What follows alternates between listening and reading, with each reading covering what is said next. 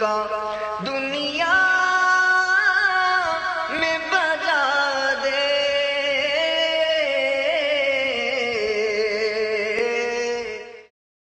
الحمدللہ رب العالمین والصلاة والسلام علی سید المرسلین اما بعد فاعوذ باللہ من الشیطان الرجیم بسم اللہ الرحمن الرحیم الصلاة والسلام علیک یا رسول اللہ وعلی آلک واصحابک یا حبیب اللہ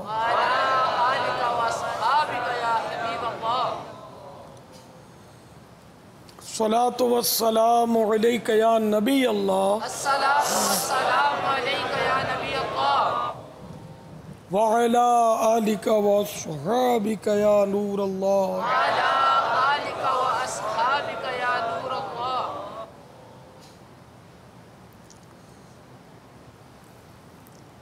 فرمان مصطفیٰ صلی اللہ تعالی علیہ وآلہ وسلم، مجھ پر درود پاک پڑھنا پل صراط پر نور ہے۔ جو روز جمعہ مجھ پر 80 بار درود پاک پڑھے اس کے 80 سال کے گناہ معاف ہو جائیں گے۔ صلو علی الحبیب صلی اللہ تعالی علی محمد۔ فرمان مصطفیٰ صلی اللہ تعالی علیہ وآلہ وسلم، نیت المؤمن خیر من عملہ، مسلمان کی نیت اس کے عمل سے بہتر ہے۔ نیت انسان کو جنت میں داخل کرے گی۔ آئیے حسب حال اچھی اچھی نیتیں بڑھا لیتے ہیں۔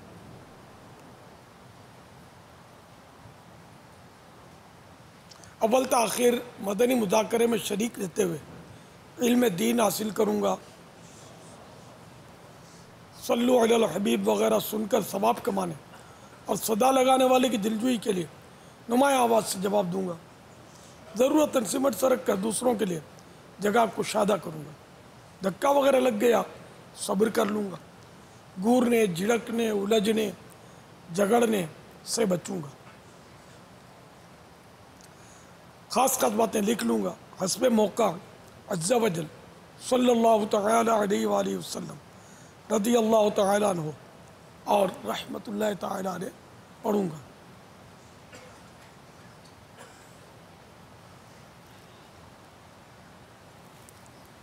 آج کے مدنی مذاکرے اور اب تک کی میرے پاس موجود نیکیوں پر رحمت الہی کے مطابق ملنے والے اجر کا ایصال ثواب کرتا ہوں ببارگاہ جناب رسالت مآب صلی اللہ تعالی علیہ وآلہ وسلم،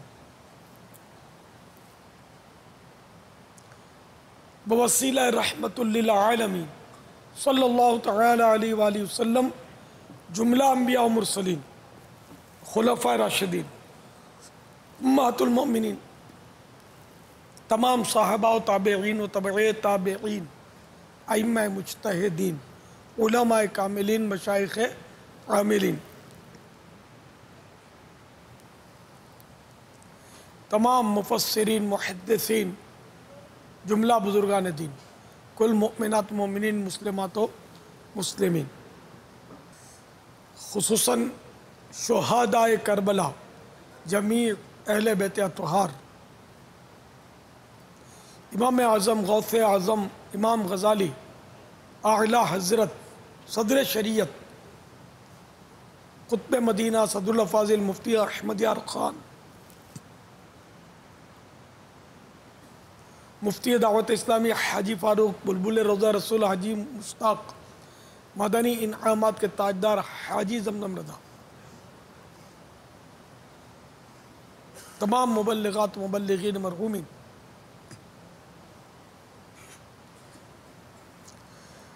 ہر ماہ کم از کم 3 دن کے لیے بننے والے مدنی قافلوں کے مسافرین، مدنی انعامات کی عاملات و عاملین، آمین بجاہ النبی الامین صلی اللہ تعالی علیہ وآلہ وسلم۔ صلو علی الحبیب صلی اللہ تعالی علی محمد۔ آج 1435 ہجری کے شوال المکرم کی 10ویں شب اور میرے آقا اعلیٰ حضرت کی شب ولادت عالمی مدنی مرکز فیضان مدینہ میں کثیر عاشقان رضا جمع ہیں۔ آج خصوصیت یہ بھی ہے کہ دعوت اسلامی کے جامعات المدینہ کے دور حدیث کے طلباء جنہوں نے دور حدیث کر لیا ان طلباء کی دستار بندی بھی ہے۔ اور الحمدللہ عز و جل آج براہ راست 786واں مدنی مذاکرہ ہے، یعنی مدنی مذاکرہ نمبر 786 بھی ہے۔ کم و بیش 650 طلباء کی دستار بندی کا بھی آج سلسلہ ہے۔ آج ہمارے نگران شورا کہ یہاں سے رخصتی کی بھی تقریب ہے اور اس سلسلے میں بھی اجتماع یہ اس مدنی مذاکرے میں اس کی بھی نیت شامل ہے۔ تو آج ہمارا مدنی مذاکرہ یوں کئی خصوصیات کا حامل ہے۔ الحمدللہ عز و جل آج افتتاح بخاری شریف بھی ہے۔ الحمدللہ۔ صلو علی الحبیب صلی اللہ تعالی علی محمد۔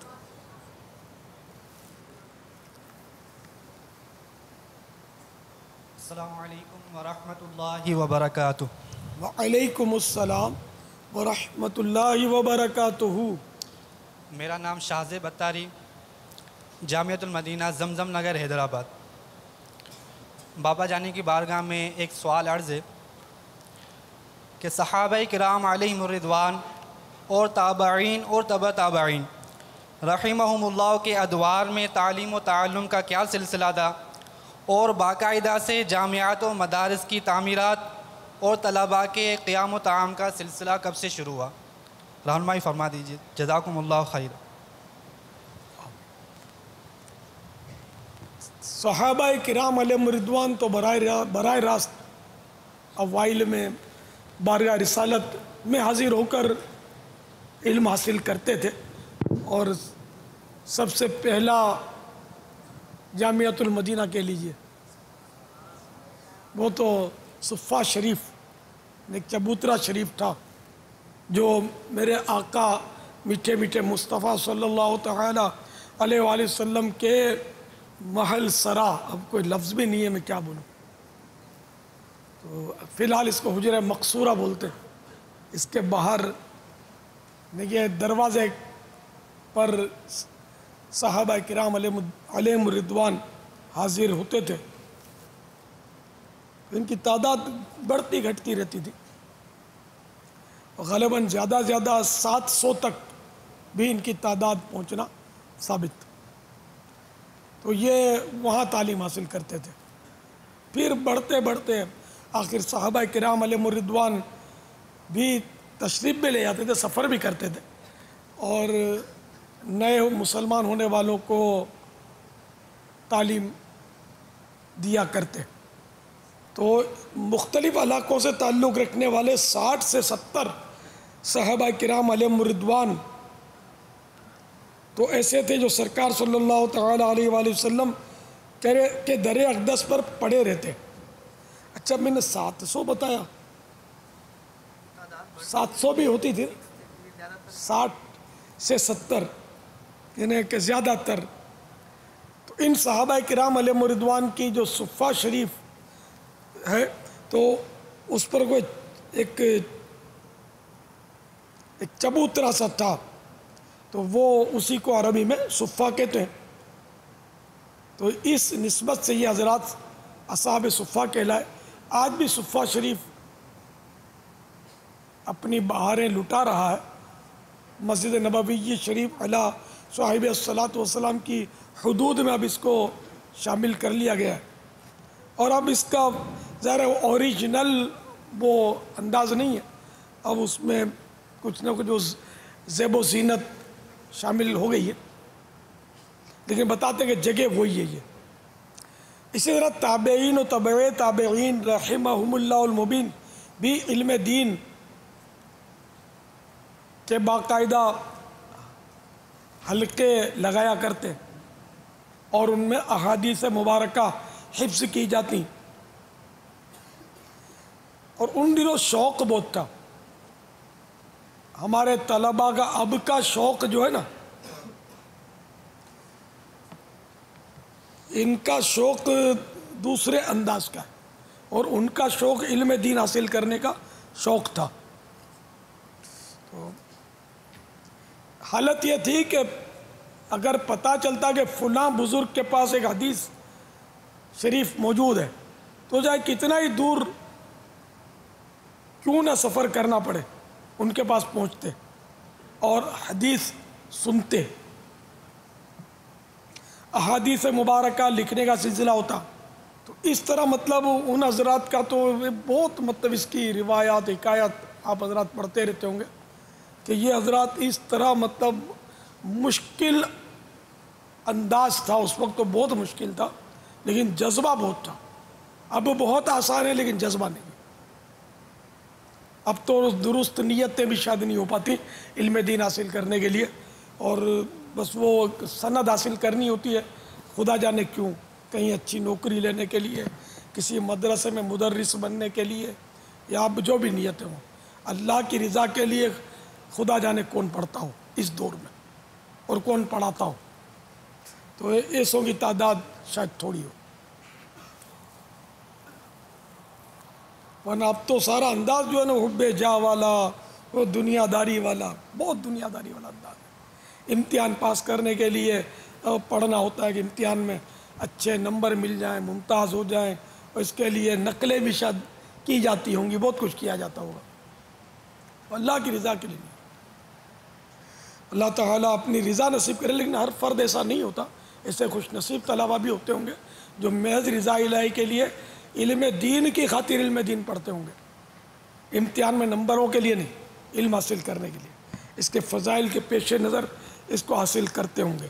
ان کی تعداد تھوڑی ہوگی۔ باپا اگر کوئی پہلے نمبر پر آنے کے لیے، اچھی پوزیشن پر بنانے کے لیے، اس طرح کے کوئی نمایاں چیز کے لیے اگر پڑھتا ہے تو اس میں دیکھا یہ گیا ہے کہ اگر جیسے یہ امتحان اور یہ پہلا نمبر اور دوسرا نمبر، تو اس میں جیسے کہ ایک طلب بڑھ جاتی ہے کہ اس سے دیکھا کہ کوششیں بڑھ جاتی ہیں کہ یار چلو میں تو اس معنی پڑھا تو جاتا ہے نا باپا، اس بہانے پڑھتے ضرور ہیں، لیکن حصول رضا الہی کی نیت اس کے کی طرف توجہ تو دلانی پڑے گی نا۔ اچھا یہ اب عرض کرتا ہوں کہ اپنی توجہ آپ بہت اچھی دلا رہے ہیں، یعنی یہ ایک امتحان کا فرسٹ سیکنڈ تھرڈ اول دوم ممتاز اور یہ سارا آنے کا ایک اپنا ایک نظام ہے۔ اب یہ نظام اپنی جگہ پر قائم ہے، چل رہا ہے، اور سالہ سال سے چل رہا ہے اور ہزاروں اداروں میں چل رہا ہے۔ اب یہ ارشاد فرمائیے کہ اس نظام کے ہوتے ہوئے کیا رضا الہی کا معاملہ آ سکتا ہے؟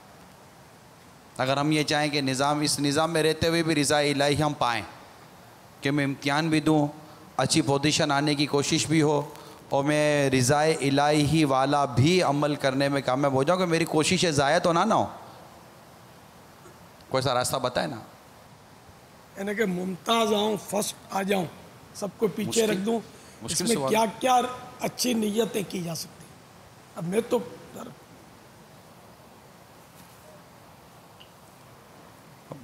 راستہ تو نکال کے دینا ہے نا۔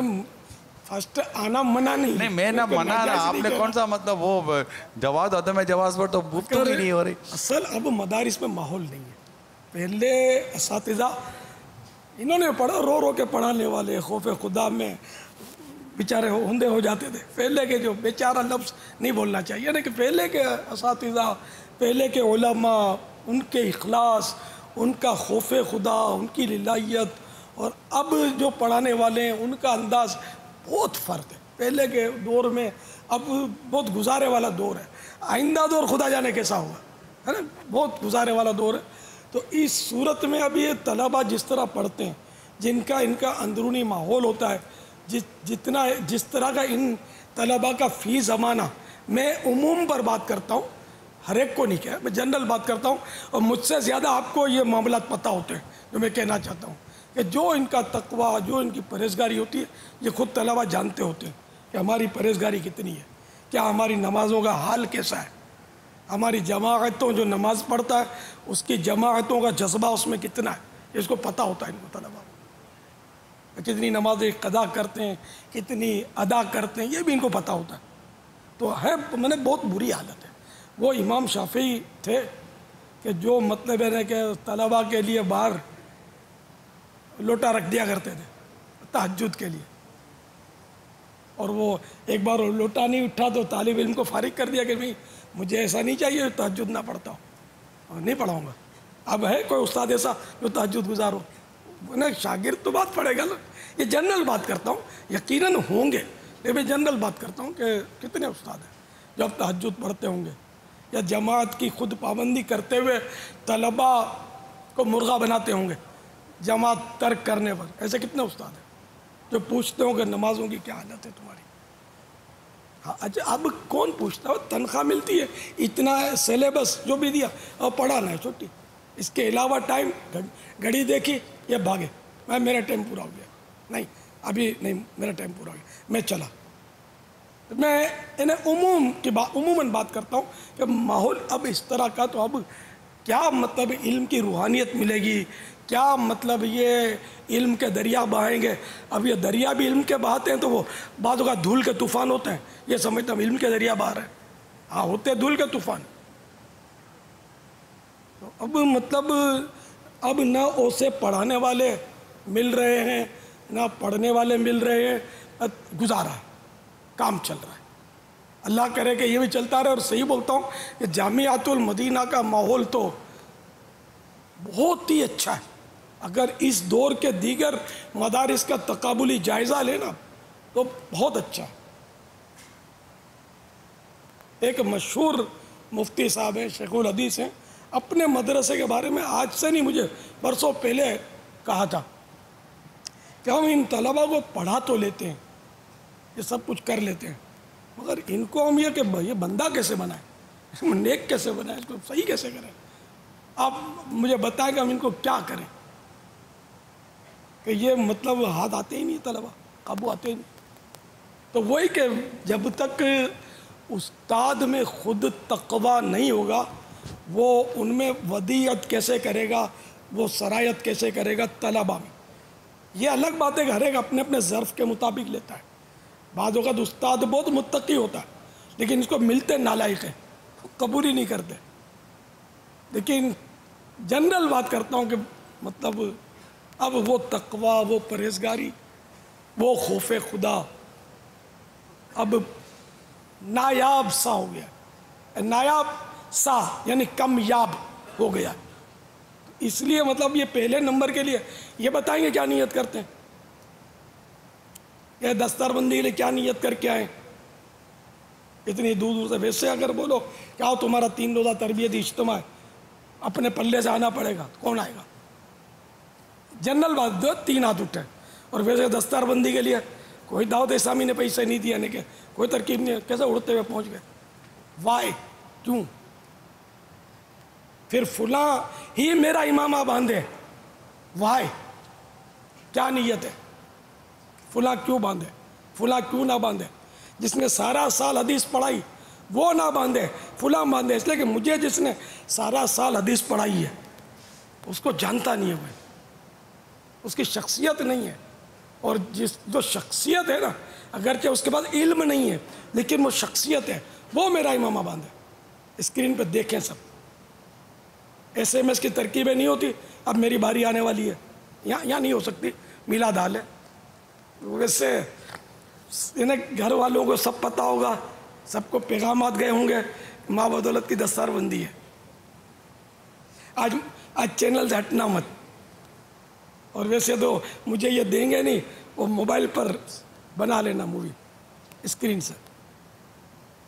یہ ترکیبیں آپ نے کی ہوں، کس نے کی کس نے نہیں کی یہ مجھے پتہ نہیں. میں ایک جنرل آج کل جو ماحول ہے اس کے حساب سے بات کرتا ہوں. کیا نیتیں اس میں کہ فلاں سے ہی میری دستار بندی فلاں ہی کرے، میرا استاد نہ کرے جس نے سارا سال مجھے اپنا خون پلا کر پڑھایا ہے.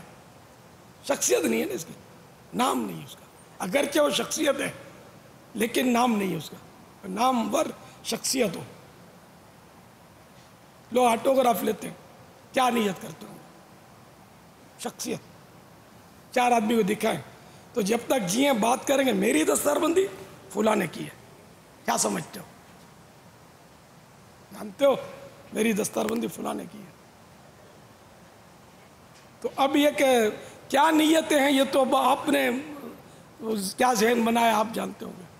میں تو جنرلی مطلب حب جاہ اور اس کے تعلق سے عرض کرتا ہی رہتا ہوں کہ اس میں زیادہ تر حب جاہ کا پہلو ہی غالب ہوتا ہے. یہ ممتاز آنے میں، نمبر 1 یا میرٹ میں آنے میں، یا اس ادارے میں امتحان دیا، اس ادارے میں امتحان دیا اور میری پوزیشن یوں ہو گئی یوں ہو گئی. مجھے تو اس میں تقریباً 100% نہیں کہتا، مخلصین بھی ہوں گے، لیکن تقریباً حب جاہ کار فرما محسوس ہوتا ہے. اچھا پھر چاہیے سند، علم نہیں سند چاہیے. کس طرح توجہ سے کون پڑھتا ہے، کون اپنے یعنی کہ پرسنل اسٹڈی کرتا ہے، یعنی نجی مطالعہ کون کرتا ہے، اپنے سیلیبس سے ہٹ کر جو علم دین پر مبنی کتابیں ہیں جس کا میں کہتا رہتا ہوں فتاوی رضویہ شریف، بہار شریعت، فلاں فلاں، یہ کس نے پڑھی ہیں؟ اگر یہ کہہ دیا جائے کہ جو فتاوی رضویہ اور بہار شریعت پوری پڑھ لے اس کے 2 درجے کم کر کے ہم 6 درجے میں دستار بندی کر دیں گے. دیکھو کتنے پڑھتے ہیں، حفظ یعنی کہ حفظ کر لیں گے بہار شریعت کے، اس کو بولیں گے نا کہ ہم 5ویں درجے میں ہم دستار بندی کر دیں گے، جو بہار شریعت کو حفظ کر لے حفظ کر لیں گے. یعنی کیا حب جاہ، ہم کو جلدی مطلب سند مل جائے گی. بڑی مسجد میں وہ آواز اچھی ہے تو بڑی مسجد میں وہ خطابت مل جائے گی. آگے چل کے کرنا کیا ہے؟ کس کی تعمیر کرنی ہے؟ ملک کی تعمیر کرنی ہے، اسلام کی کوئی نمایاں خدمت کرنی ہے، یا اپنے کردار کی تعمیر کرنی ہے؟ اتنے کا مطلب اتنی نیتیں. تو بہرحال یہ کہ وہ سوال ہوا تھا کہ مروجہ درس نظامی کے تعلق سے بھی سوال میں حصہ تھا. تو مروجہ درس نظامی جسے عالم کورس یہ ہم لوگ کہتے ہوئے کہا نہیں جاتا، یہ عالم کورس تو نہیں ہے، ہمارے یہاں کہا جاتا ہے عالم کورس. تو یہ سمجھتے ہوں گے عالم تو میں امتحان نہیں لوں گا، ورنہ میں شاید 2-4 سوال اگر کر دوں اپنے طلباء سے تو شرمندہ ہو جائے بیچارے. عالم اور چیز ہے اور درس نظامی یا مولوی فاضل کی کاغذ پہ چھپی ہوئی سند اور چیز ہے. عالم علم سے بنتا ہے. اب فرض علوم تو جو ہر مسلمان کے لیے ضروری ہیں اپنی ضرورت کے، اب ان درس نظامی والوں کتنے آتے ہیں یہ سوال کریں گے تو بیچاروں کی بےزتی ہوگی. سب کی نہیں لیکن آپ سمجھدار ہیں کہ کس کو کیا تعریفات معلوم ہے، کیا علاج معلوم ہے، مولکات کے بارے میں یا جو بھی فرائض ہیں ضرورت کے کتنی معلومات ہیں، یہ ہر ایک کو اپنا بھاؤ پتہ ہوگا. اگرچہ علاقے میں علامہ صاحب آپ کو بولتے ہوں اب آپ بھی مسکراتے ہوں گے، لیکن پنجاب والے ہیں تو وہ بھی آپ کو علامہ نہیں بولتے ہوں گے، علامہ بولتے ہوں گے. علامہ ٹھیک ہے، اللہ مگر اگر. تو مروجہ درس نظامی اور اس میں جو نصاب شامل ہے اس کا سر چشمہ بانی درس نظامی حضرت علامہ نظام الدین بن قطب الدین سہالوی علیہ رحمۃ اللہ القوی ہیں. آپ ایک متبحر عالم دین، فقیہ، فلسفی ہونے کے ساتھ ساتھ ایک ممتاز مدرس بھی تھے.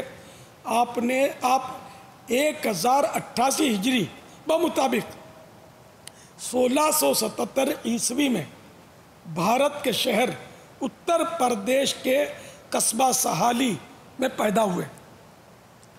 ابتدائی تعلیم اپنے والد ملا قطب الدین شہید متوفہ 1103 ہجری ہی سے حاصل کی.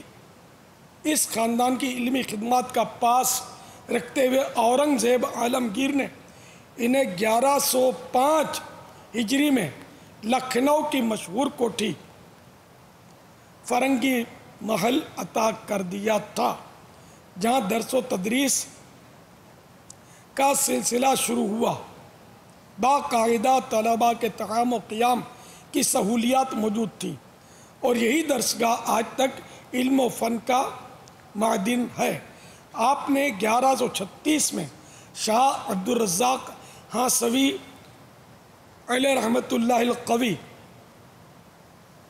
سے سلسلہ عالیہ قادریہ میں بیعت بھی کی۔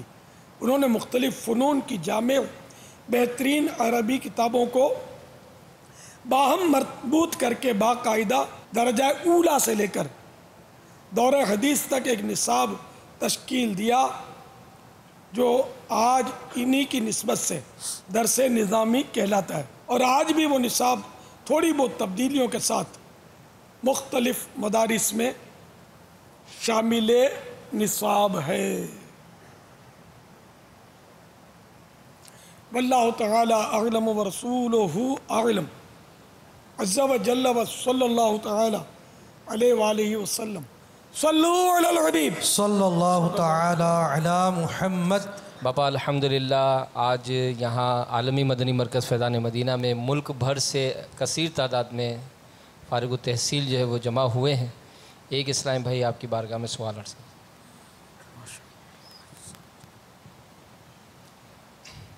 السلام علیکم ورحمۃ اللہ وبرکاتہ۔ وعلیکم السلام ورحمۃ اللہ وبرکاتہ۔ نوازش رضا عطاری، جامعۃ المدینہ راولپنڈی سے۔ پیارے باپا جان، آپ کی بارگاہ میں سوال یہ ہے کہ عموماً گھر کے بڑے دینی معاملات میں تو علماء سے رجوع کرنے پر کچھ راضی ہو جاتے ہیں، دنیاوی مسائل میں یہ ذہن نہیں رکھتے، یہ تبدیلی کیسے لائی جائے؟ رہنمائی فرما دیجیے۔ السلام علیکم ورحمۃ اللہ وبرکاتہ۔ وعلیکم السلام ورحمۃ اللہ وبرکاتہ۔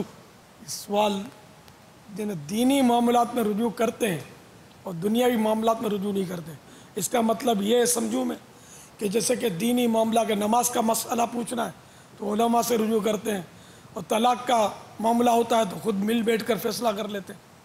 یہ دنیاوی معاملہ یوں کیا مطلب سوال کا یہ مراد ہے آپ کی؟ پاپا کاروباری معاملات ہوتے ہیں، دیگر کوئی رشتہ داریوں کے مسائل ہو گئے تو وہ آپس میں بڑے ہی طے کر لیتے ہیں۔ ہر معاملے میں مسلمان تو اسلام کا پابند ہے نا، کہ وہ دنیاوی معاملات بھی جب شریعت کے مطابق چلائیں گے تو یہ بھی دینی ہو جائیں گے۔ کئی معاملات ایسے ہیں کہ جو اچھی نیتیں اس میں دنیا تو وہ بری ہوتی ہے جس سے آخرت کو نقصان پہنچے، اور جس دنیا سے آخرت کو فائدہ پہنچے وہ دنیا مذموم ہے ہی نہیں۔ تو اس لیے دنیا میں زندگی وہ دینی حوالے سے ہی گزارے اور عین شریعت کے مطابق ہی گزارے۔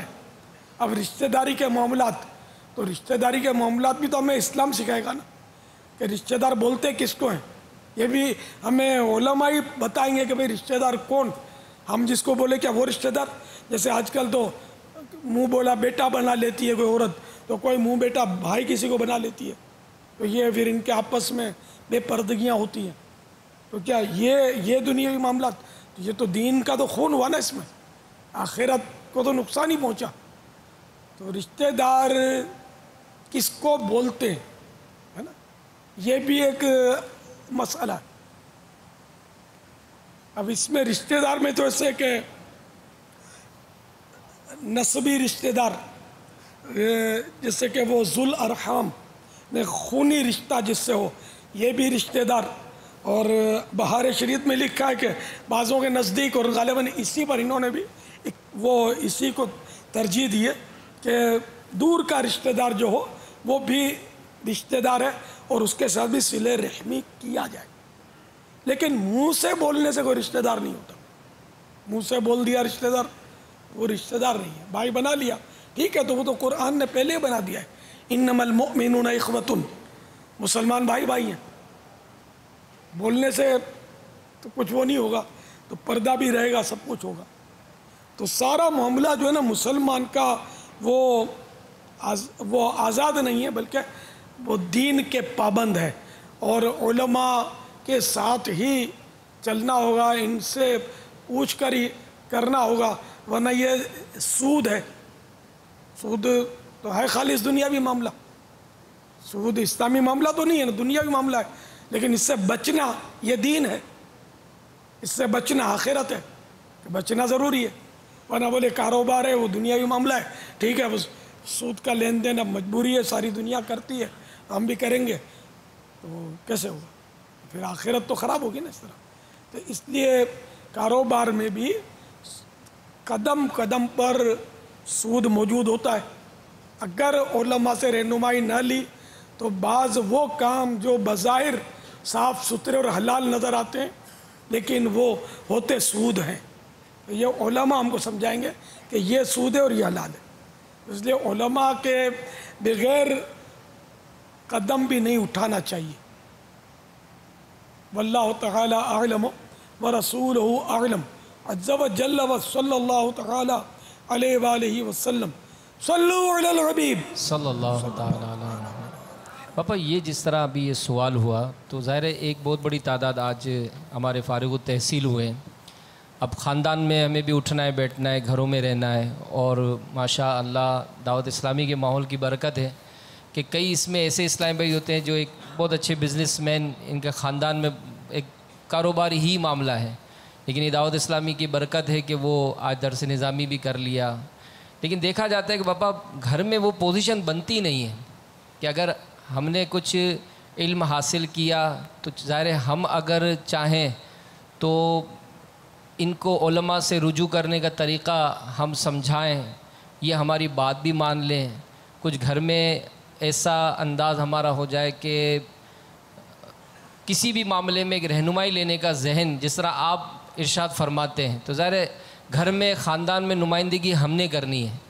तो अब हम अपने किरदार में कैसी तब्दीली लाएं, कैसा तासुर कायम करें, या मज़ीद हमें और क्या कोशिशें करनी होंगी कि जिसके सबब हमारे ज़रिए से भी हमारा ख़ानदान है, कारोबार है, इसमें कुछ तब्दीली आ सके? इसमें यह है कि मैं इसकी अपने दो कैटेगरी समझ में आती है इन दरस निज़ामी करने वालों की। इसमें कुछ ऐसे हैं जिन्होंने 12 माह किए। अच्छा, 12 माह करने वालों में फिर कैटेगरी बनेगी कि बाज़ वो घूमते फिरते रहे, ये भी होता है, वो नहीं मतलब काम बेचारों से हो नहीं पाता।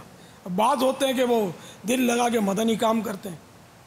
जो मदनी काम करते हुए जिसने दरस निज़ामी मुकम्मल किया वो घर में माहौल बना लेगा, और जिसने मदनी काम करते हुए दरस निज़ामी नहीं किया और जिसका जहन ये था कि पहले पढ़ लो बाद में काम करेंगे, घर वाले उसकी नहीं सुनेंगे। इसलिए कि मदनी काम करते करते वो बातें उसको सीखने को मिल जाती हैं जो दरस निज़ामी में नहीं सिखाई जाती, उस्ताद नहीं सिखाता। मसलन मदनी माहौल सिखाता है कि घर में अम्मी के हाथ चूमा करो, अब्बू के पाँव चूमा करो, माँ के पाँव चूमो, कि बहार शरीयत में लिखा है कि जिसने माँ के पाँव चूमे उसने जन्नत की चौखट को बोसा दिया। तो ये पढ़कर तो गुजर गए, लेकिन दावत इस्लामी सिखाती है ये काम कि मदनी इनामत और अमल करो, तो ये मदनी इनाम है तुम्हारा।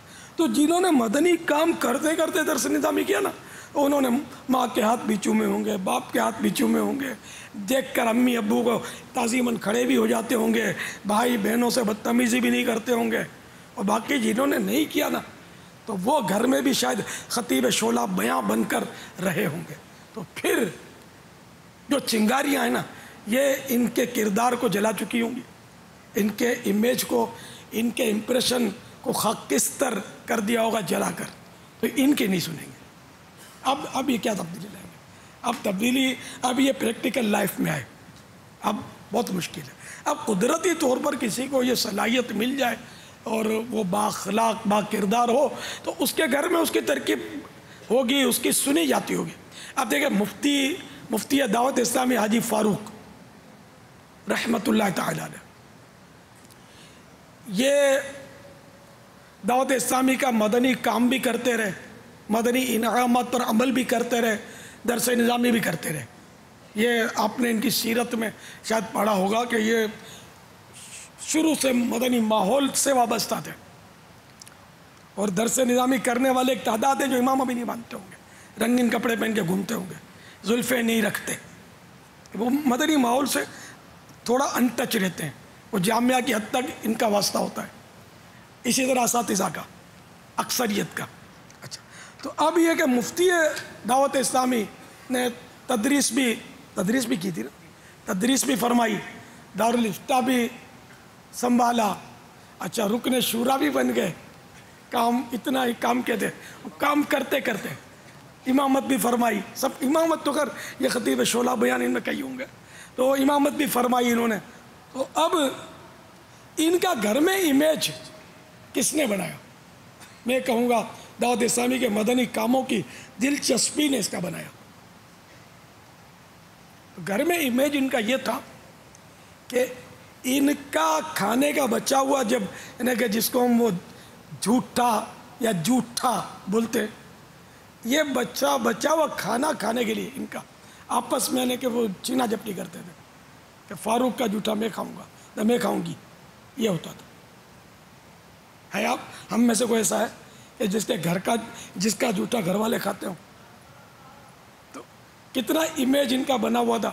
تو اب ایسا طالب علم جس کا اتنا گھر میں احترام کیا جاتا ہو, وہ گھر والوں کو جو بولے گا انہوں نے ماننا ہے کہ بھئی یہ جو بولتا ہے وہ اسلام ہے, یہ جو بولتا ہے یہ شریعت ہے. اتنا ان کا مطلب ہے کہ کا اثر گھر والوں پر تھا. اور شریف اتنے تھے یہ ان کے جانے کے بعد اس طرح کی باتیں سامنے آئیں ان کے گھر والوں کی طرف سے کہ کبھی نمک ڈالا تو کیا, کبھی نمک بھول گئے تو کیا, اس بندے خدا نے چپ چاپ کھا لینا ہے. کبھی اس نے یہ نہیں بولا کہ نمک تم لوگ بھول گئے ہو ڈالنا, نمک نہیں ہے وہ, یا تیکھا ہے تو پھیکا ہے, اس نے کچھ بولنا ہی نہیں ہے. جو دیا ٹھنڈا ہے گھر میں, انہوں نے اپنی ضرورت کا کھا لینا ہے. ایسا کردار یہ گھر میں مطلب پیش کر کے دنیا سے چلے گئے. تو یہ اگر آپ دعوت اسلامی کا مدنی کام اب بھی کرتے رہیں گے انشاءاللہ عز و جل, اللہ آپ کو توفیق دے گا, تو بعض اس میں تخصص کے مختلف جو ابواب ہیں, کوئی لغت میں جائے گا تو کوئی فقہ میں جائے گا, کوئی تدریس کی طرف رخ کرے گا. تو اگر یہ سارے کام آپ نے مدنی کاموں کے ساتھ ساتھ کیے نا, آپ دیکھنا انشاءاللہ آپ کا کردار بن جائے گا. اور جہاں آپ کو یوں ہوا کہ یار پہلے میں یہ کر لوں بعد میں یہ کروں گا, پھر نہیں کر سکتے, پھر بہت مشکل ہے. پھر وہی رہے گا کہ گھر میں آپ کی بات سنیں گے نہیں, آپ کو بولیں گے بھائی مسئلہ نہیں تو مت بتا, مسجد کے امام صاحب ہیں نا ان کی آواز بہت اچھی ہے, ان سے پوچھ کر بتانا, آپ کی نہیں سنیں گے. تو اس لیے پلیز میری بات کو سمجھیں, روزانہ فیضان سنت کے 2 درس جاری کریں, اپنے گھر میں درس دیں فیضان سنت کا. اس طرح گھر والے کوئی تو سنے گا, ایک تو سنے گا, 2 تو سنیں گے, اس طرح یہ سنیں گے. پھر آپ کے اندر ملائمت ہونی چاہیے, نرمی. اگر آپ کا لہجہ کرخت اور سخت رہا گھر والوں کا, ابو کے سامنے آنکھیں نکالی, آنکھوں میں آنکھیں ڈال کے بات کی, اپنی بڑی بہن سے یا چھوٹی بہن سے بدتمیزیاں کی, ہاتھ مارے چھوٹوں کو, بہت مشکل ہے, آپ کی نہیں سنیں گے. آپ کے گھر میں شاید کبھی بھی ماحول نہیں بنے گا الا ویسے مدنی چینل اگر گھر میں داخل ہے, یہ بنا دے تو بنا دے, آپ نہیں بنا سکیں گے. آپ کی وجہ سے شاید مزید دور ہو جائیں گے. یار مولانا بن کر یہ ایسی بات کرتا ہے, تانے دیتے ہیں تو مولانا ہو کر ایسی بات کرتا ہے, داڑھی رکھ کے ایسی بات کرتا ہے, ملا ہو کے ایسی بات کرتا ہے. یہ عموماً سبھی کو اس کا کم و بیش تجربہ ہوگا, تھوڑا زیادہ کسی کو. تو اس لیے مہربانی کر کے مدنی کام اوڑھ لیں. دیکھیے ویسے بھی ایک قاعدہ ہے کہ جس کا کھانا اسی کا گانا ہے نا. آپ نے دعوت اسلامی کا کھایا, آپ کو دعوت اسلامی نے آج اس منزل پر پہنچا ہے کہ آج آپ کا درس نظامی پورا ہوا. تو یہ دعوت اسلامی نے الحمدللہ آپ کو سکھایا نا, آپ کو علم دین کے زیور سے آراستہ کیا الحمدللہ. تو آپ نے اس کا کھایا. اچھا پھر اگر یوں واقعی جس کو کھانا غذا, جسمانی غذا, تو وہ بھی تو دعوت اسلامی نے کھلایا آپ کو یار, ویسے بھی الحمدللہ. تو اب یہ کہ آپ کو عمر بھر ایک مروت کا تقاضا بھی ہے، اخلاقی فریضہ بھی ہے کہ عمر بھر دعوت اسلامی کے گن گانے. اس کی بات بری لگ گئی تو دعوت اسلامی خراب ہو گئی، اس سے ناراض ہو گئے تو دعوت اسلامی خراب ہو گئی. ایسے نادان مت بننا، چاہے مجھ سے ناراض ہو جائیں، دعوت اسلامی سے ناراض مت ہونا. دعوت اسلامی میرا نام نہیں ہے، ان کا نام نہیں ہے، کسی فرد کا نام نہیں ہے. یہ ایک سنتوں بھری تحریک ہے. ہم نے دنیا سے چلا جانا ہے، دعوت اسلامی انشاءاللہ تا دیر رہے گی. تو اس کو تو ہماری انشاءاللہ نسلیں بھی لے کے چلیں گی انشاءاللہ. تو اس کا کام ہاتھ جوڑتا ہوں آپ کے آگے. آپ میری کمائی ہیں، میری کریم ہیں، آپ میری دعوت اسلامی کو لے کے چلیے. میں آج سے نہیں، میں برسوں سے کہتا آ رہا ہوں کہ مجھے پوری مجلس شورا علماء پر مشتمل چاہیے. یہ یاد ہوگا، آپ طالب علم ہوں گے جب سے سنتے ہوں گے، مجھے یہ چاہیے یار. اب آگے بڑھو، اب صلاحیت پیدا کریں. آگے بڑھتے بڑھتے شورا کے دروازے کس نے بند کرنے آپ پر؟ آپ کو ویلکم ہے ماشاءاللہ. شورا جس طرح علماء کا احترام کرتی ہے یہ کسی سے مخفی تو نہیں ہے. اور پاپا آ بھی رہے ہیں الحمدللہ. کئی ہمارے پاس علماء ہیں ماشاءاللہ. اسد مدنی کہ جو آپ کے جامعات بھی ان کے پاس ہے، رکن شورا بھی ہیں. شاہد بھائی، عقیل بھائی ہمارے، عماد الحمدللہ. تو یوں الحمدللہ. پھر یہ کہ علماء سے کی رہنمائی، مزید مفتیان کرام کی رہنمائی بھی لیتے رہتے ہیں وقتاً فوقتاً، دارالفتہ سے بھی رجوع کرتے رہتے ہیں، اور تقریباً جو کام ہے یہ پوچھ کر ہوتے ہیں. تو یہ بہت سو کا اس کا پتہ ہے کہ ہم لوگ مطلب چونکہ اللہ کی رضا کے لیے کر رہے ہیں، اب اپنی عقل کے گھوڑے دوڑاتے رہیں گے تو کہیں ٹھوکر نہ کھا جائیں. اس لیے علماء کے ساتھ ساتھ تو مہربانی کر کے آپ دعوت اسلامی کے مبلغ بن جائیں. اگر کوئی تنظیمی ذمہ داری نہیں ہے تو ذمہ داری اگر آپ کو نبھا سکتے ہیں اس پوزیشن میں، تو دعوت اسلامی کے ذمہ دار سے درخواست کریں کہ مجھے فلاں ذمہ داری اگر مل جائے یا کوئی سی ذمہ داری مجھے دے دی جائے. اگر وہ نہ دے تب بھی برا نہ مانیں. اپنے آپ کو یہ نہیں کہ مجھے ذمہ داری ہوگی تو ہی کام کروں گا. آپ کام کریں. درس دینے کے لیے کوئی ذمہ داری کی ضرورت نہیں ہے. نیکی کی دعوت، علاقائی دورہ ہفتے میں کم از کم ایک بار، تو اس کے لیے کوئی تنظیمی ذمہ داری ضروری نہیں ہے. مدرسۃ المدینہ بالغان غالباً سبھی پڑھا سکتے ہوں گے، اتنی صلاحیت تو سب میں ہونی چاہیے. تو یہ اپنے ذمہ دار سے پوچھ کر آپ یہ لے لیں، تو کوئی مدرسۃ المدینہ بالغان پڑھائیں کہ یہ ماشاءاللہ اس میں بہت دینے کے اسلامی بھائی ملتے ہیں اور اس میں بنتے ہیں اور آگے بڑھتے ہیں. تو یہ ایمان کے تحفظ کی تحریک ہے، اعمال کی اصلاح کی تحریک ہے. ٹھیک ہے نا؟ تو اس میں آپ بہت ہی بہترین کردار ادا کر سکتے ہیں. کچھ مجھے خوشخبریاں ملیں گی بھی یا نہیں؟ کب تک بولتا رہوں گا؟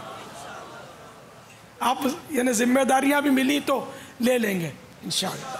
اچھا، مدرسۃ المدینہ بالغان پڑھانے کی کوئی ذمہ داری قبول کرے گا؟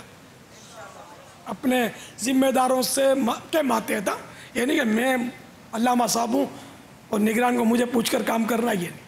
عاجزی، من تواضع للہ فقد رفعہ اللہ. مجھ سے مشورہ کیا کرو، مجھ سے پوچھ لیا کرو، آپ کو کوئی گھاس نہیں ڈالے گا. آپ اپنا کردار پیش کریں، وہ مجبور ہو جائیں گے آپ کو پوچھنے کے لیے، یار ذرا یار ان سے پوچھتے ہیں کہیں بھول نہ ہو جائے اپنی. تو آپ دل میں اتریں. باقی خالی روب داب سے یا چرب زبانی سے اور الفاظ کے کھیل کھیلنے سے کوئی آپ کے قابو میں نہیں آئے گا. ایک سے ایک چرب زبان میں نے بھی دیکھا. آپ نے کیا آپ نے دیکھا کیا بولتے ہیں نا، دنیا دیکھی والی ہے. ایک سے ایک چرب زبان میں نے دیکھے ہیں، کوئی بھاؤ بھی نہیں پوچھتا ہے، عارضی طور پر وہ چھا جاتے ہیں، پھر پتہ بھی نہیں ہوتا. تو وہ ہے نا، کہتے ہیں کہ حقیقت چھپ نہیں سکتی بناوٹ کے اصولوں سے. حقیقت چھپ نہیں سکتی بناوٹ کے اصولوں سے، کہ خوشبو آ نہیں سکتی کبھی کاغذ کے پھولوں سے. کہ خوشبو آ نہیں سکتی کبھی کاغذ کے پھولوں سے. تو آپ اصل پھول بنے تاکہ آپ کی خوشبو پھیلے. کاغذ کا پھول تو بہت خوشنما ضرور ہوتا ہے لیکن خوشبو ہی نہیں آتی. تو جس پھول میں خوشبو نہ ہو تو بیکار ہے. पापा इसी तरह बाज़ औक़ात हमारे मदनी इस्लामी भाइयों का ये शिकवा रहता है कि हमने तो अपने निगरान को कई बार कहा है कि हमारे लिए कोई काम हो तो बताइए, हमें कोई मजलिस में ले लीजिए, हमें कोई ज़िम्मेदारी में लीजिए, तो उनको नहीं लिया जाता। और उन्हीं के दर्जे में कुछ इस्लामी भाई ऐसे होते हैं कि उनके पीछे ज़िम्मेदारान तरकीब बना के उनकी तरकीब बना लेते हैं। तो इसमें उन ज़िम्मेदारान को दोष देना चाहिए कि हमारी तरकीब नहीं बन रही है, ख़ुद देख लेना चाहिए कि हमारे अंदाज़ में ऐसी क्या कमज़ोरी है कि हमें ज़िम्मेदारियाँ नहीं दी जा रही। आमतौर पर कमज़ोरी अपनी ही होती है, यानी ज़िम्मेदारी की ऑफ़र करें, मुझे ज़िम्मेदारी दो, मुतालबा नहीं, ऑफ़र करें कि अगर आप मुझे कोई तंजीमी फुला काम कर सकता हूँ, मिसाल के तौर पर मैं राबिता बिल उलमा में खिदमत पेश कर सकता हूँ, या मैं नशर इशात में आपके हिस्सा ले सकता हूँ, या आप अगर मुझे कहीं ज़ैली निगरान मस्जिद ज़िम्मेदार बना देंगे तो मैं उसके लिए भी तैयार हूँ। अगर आप कहीं चौक दर्स पर मुझे लगा देंगे तो आपकी ये भी करम नवाजी होगी। इस तरह मतलब आप इनको पेशकश कर सकते हैं कि मुझे आप काम दें। अच्छा, अब वो नहीं देते तो कम से कम सुनने पर पाबंदी नहीं लगाएंगे, आप वो दर्स सुनने के लिए बैठ जाया करें। मदरसा नहीं पढ़ाने देते आपको तो वहाँ गुंजाइश नहीं होगी, जगह नहीं होगी, कहाँ बेचारे आपको किस मस्जिद में रखें, कहाँ पढ़वाएं, तो आप खाली वहाँ चले जाया करें, इनफरादी कोशिश करें। तो काम करने वाला हो ना, उसके लिए रास्ते बहुत हैं। मक्का मुकर्रमा का एक वाक़या मैं कभी कभी सुनाता हूँ। जबल नूर के साए में, जिसमें गारे हिरा जलवा गर है, जबल नूर उस पहाड़ शरीफ का नाम है, तो उसके साए में कहीं कोई अहले मोहब्बत मिल गए थे तो उन्होंने दावत की थी वहाँ मक्का शरीफ में। उन लोग काम करते थे कुछ शायद मजदूर टाइप के इस्लामी भाई थे, तो इन्होंने हमारी दावत की, तो हाँ हमारा काफ़िला भी वहाँ हाजिर हुआ, और भी इनके कोई जानने वाले या रिश्तेदार जो हाजी आए थे इनको भी इन्होंने जमा किया था। तो कुछ गैदरिंग से हो गई थी, मुझे इन्होंने कुछ सजो के बिठा दिया, नहीं तकिया वगैरह लगा के बैठ गया मैं। अब पब्लिक इनके भी लोग आए तो वो एक तरफ बैठ गए, हमारे मौलाना एक तरफ, इस्लामी भाई अपने। तो इस तरह ये तरकीब बनी। अब मैं मतलब ना जद्दी पुश्ती कोई मौलवी हूँ, ना कोई हमारे ख़ानदान में कोई उलमा तो हुए नहीं है, अब मेहमान लोग हैं, व्यापारी बिरादरी है हमारी। तो अब मेरा जहन वो तो था नहीं, और मैंने तो वैसे ही देखी गुर्बत है, बचपन में बहुत गुर्बत देखी है। मैं मेहनत मजदूरियाँ करके बड़ा हुआ हूँ, तो मेरे में वो चीज़ भी नहीं है जो जिसको अपने नज़ाकत या वो नखरे, और होता है बाज़ औक़ात फितरत में आदमी के ऐसी बातें नहीं होती। खैर, तो अब मैं बैठ गया, शोपीस बन गया। अगर ये शोपीस बनकर बैठना मुझे समझ में नहीं आया, तो मैं बस वो चलता फिरता पुर्जा काम करने की आदत, तो मैं तो अपनी सीट से उठा। मैंने कहा कोई मेरे पास नहीं आता तो मैं कब तक इंतज़ार करूँगा, ले मैं चला। मैं तो अपनी सीट से उठा और जहाँ अवाम बैठे थे, अपनों में नहीं, जहाँ अवाम बैठे थे ना हुज्जाज, वहाँ जाके अस्सलाम वालेकुम करके बैठ गया। हाँ हाजी साहब माशाअल्लाह, कहाँ से तशरीफ़ लाए? माशाअल्लाह हाजी साहब आप कैसे हैं? अब मैंने मुलाकातें, और हमारे साथ तो अपनी दुकान तो होती थी, कैसेट ऑडियो थे पहले, कैसेटें और रिसाले हम लोग ले जाते थे तकसीम करने के लिए। इन मानों कर दुकान वो सजा ली मैंने, ये कब्र की पहली रात, ये पैगाम फना, ये रिसाला। अब मैंने अच्छा खासा मतलब मेरी गिराकी हो गई, और माशाअल्लाह मेरे पास घेर लिया इस्लामी भाइयों ने, उन हाजियों ने, और बड़ा अच्छा तारुफ हुआ और मदीना हो गया। तो काम करने वाला हो ना, वो ये मैं समझाने के लिए कि अपना रास्ता बना लेता है। जैसे पानी को रास्ता कितना चाहिए, मामूली सी अगर लीकेज है ना, मामूली सा सुराख हो तो लीकेज हो जाती है ना, तो पानी अपना रास्ता बना लेता है। तो आप पानी बनो, रोड़ा मत बनो, रोड़ा पत्थर। पानी बनो, पानी चलता रहता है, पत्थर जाम हो जाता है। तो वो एक गुजराती कहावत याद आ गई, फरे फरे ई चरे, बांधो भूख मरे।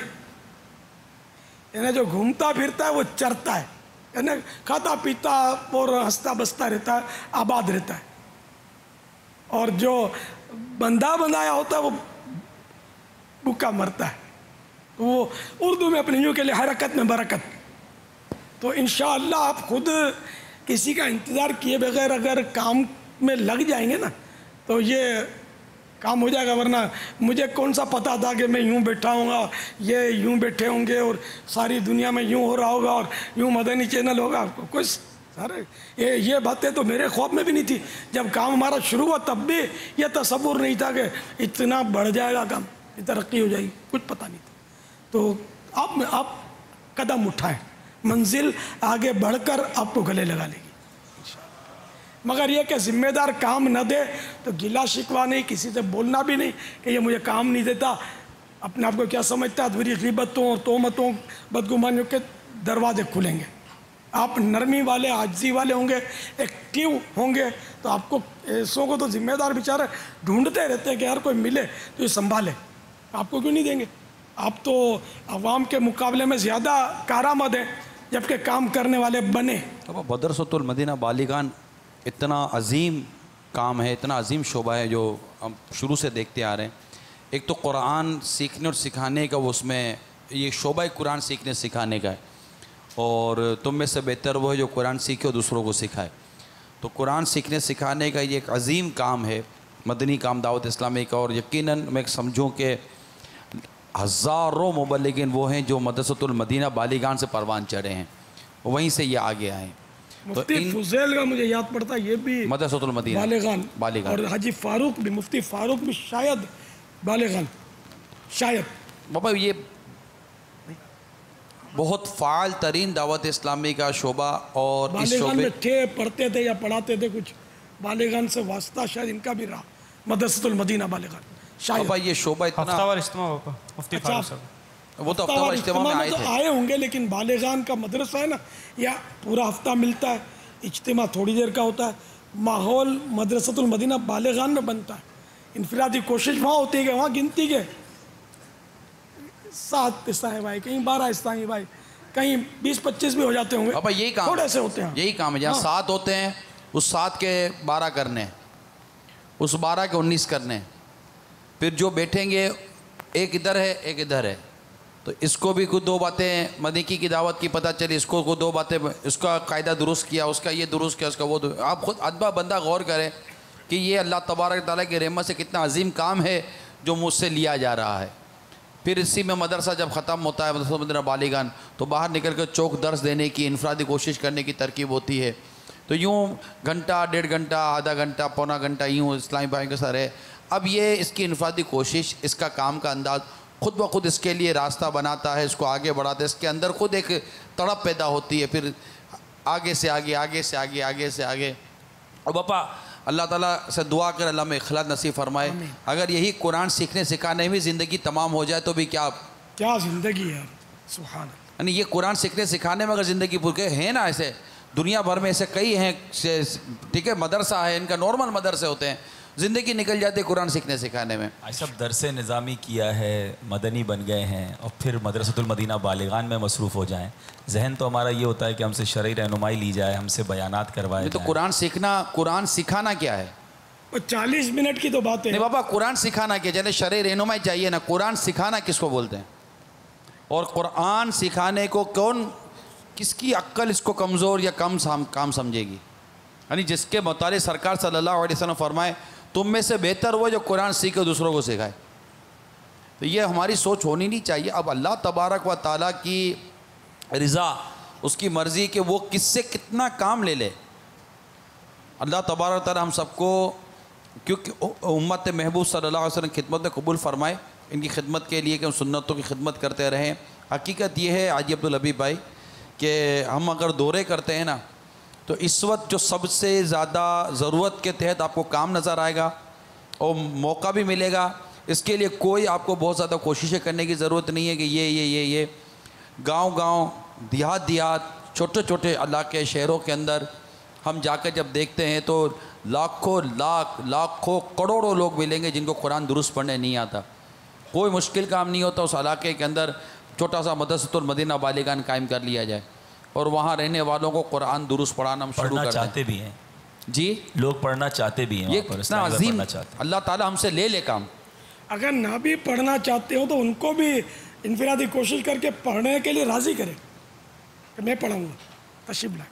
اب آج مدرسے میں اگر قرآن پڑھنے والا اس کے دل میں شوق پیدا ہو، کل درس نظامی کرے گا، پھر شوق پیدا ہو تو آگے جا کے کیا کیا بنے گا. پہلی سیڑھی تو بننی چاہیے.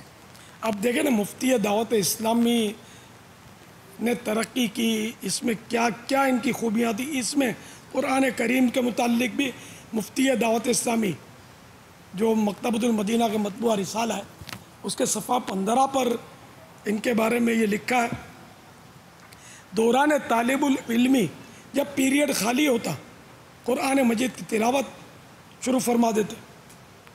ان کے ہمدرجہ اسلامی بھائیوں نے ان سے متاثر ہو کر ان سے تجوید و قراءت کے اصولوں کے مطابق قرآن پاک پڑھنا شروع کر دیا، کیونکہ یہ حافظ قرآن ہونے کے ساتھ ساتھ ایک اچھے قاری بھی تھے. انہی میں سے ایک اسلامی بھائی کا کہنا ہے کہ میں پڑھنے کے ساتھ ساتھ شام کے وقت تدریس بھی کرتا تھا.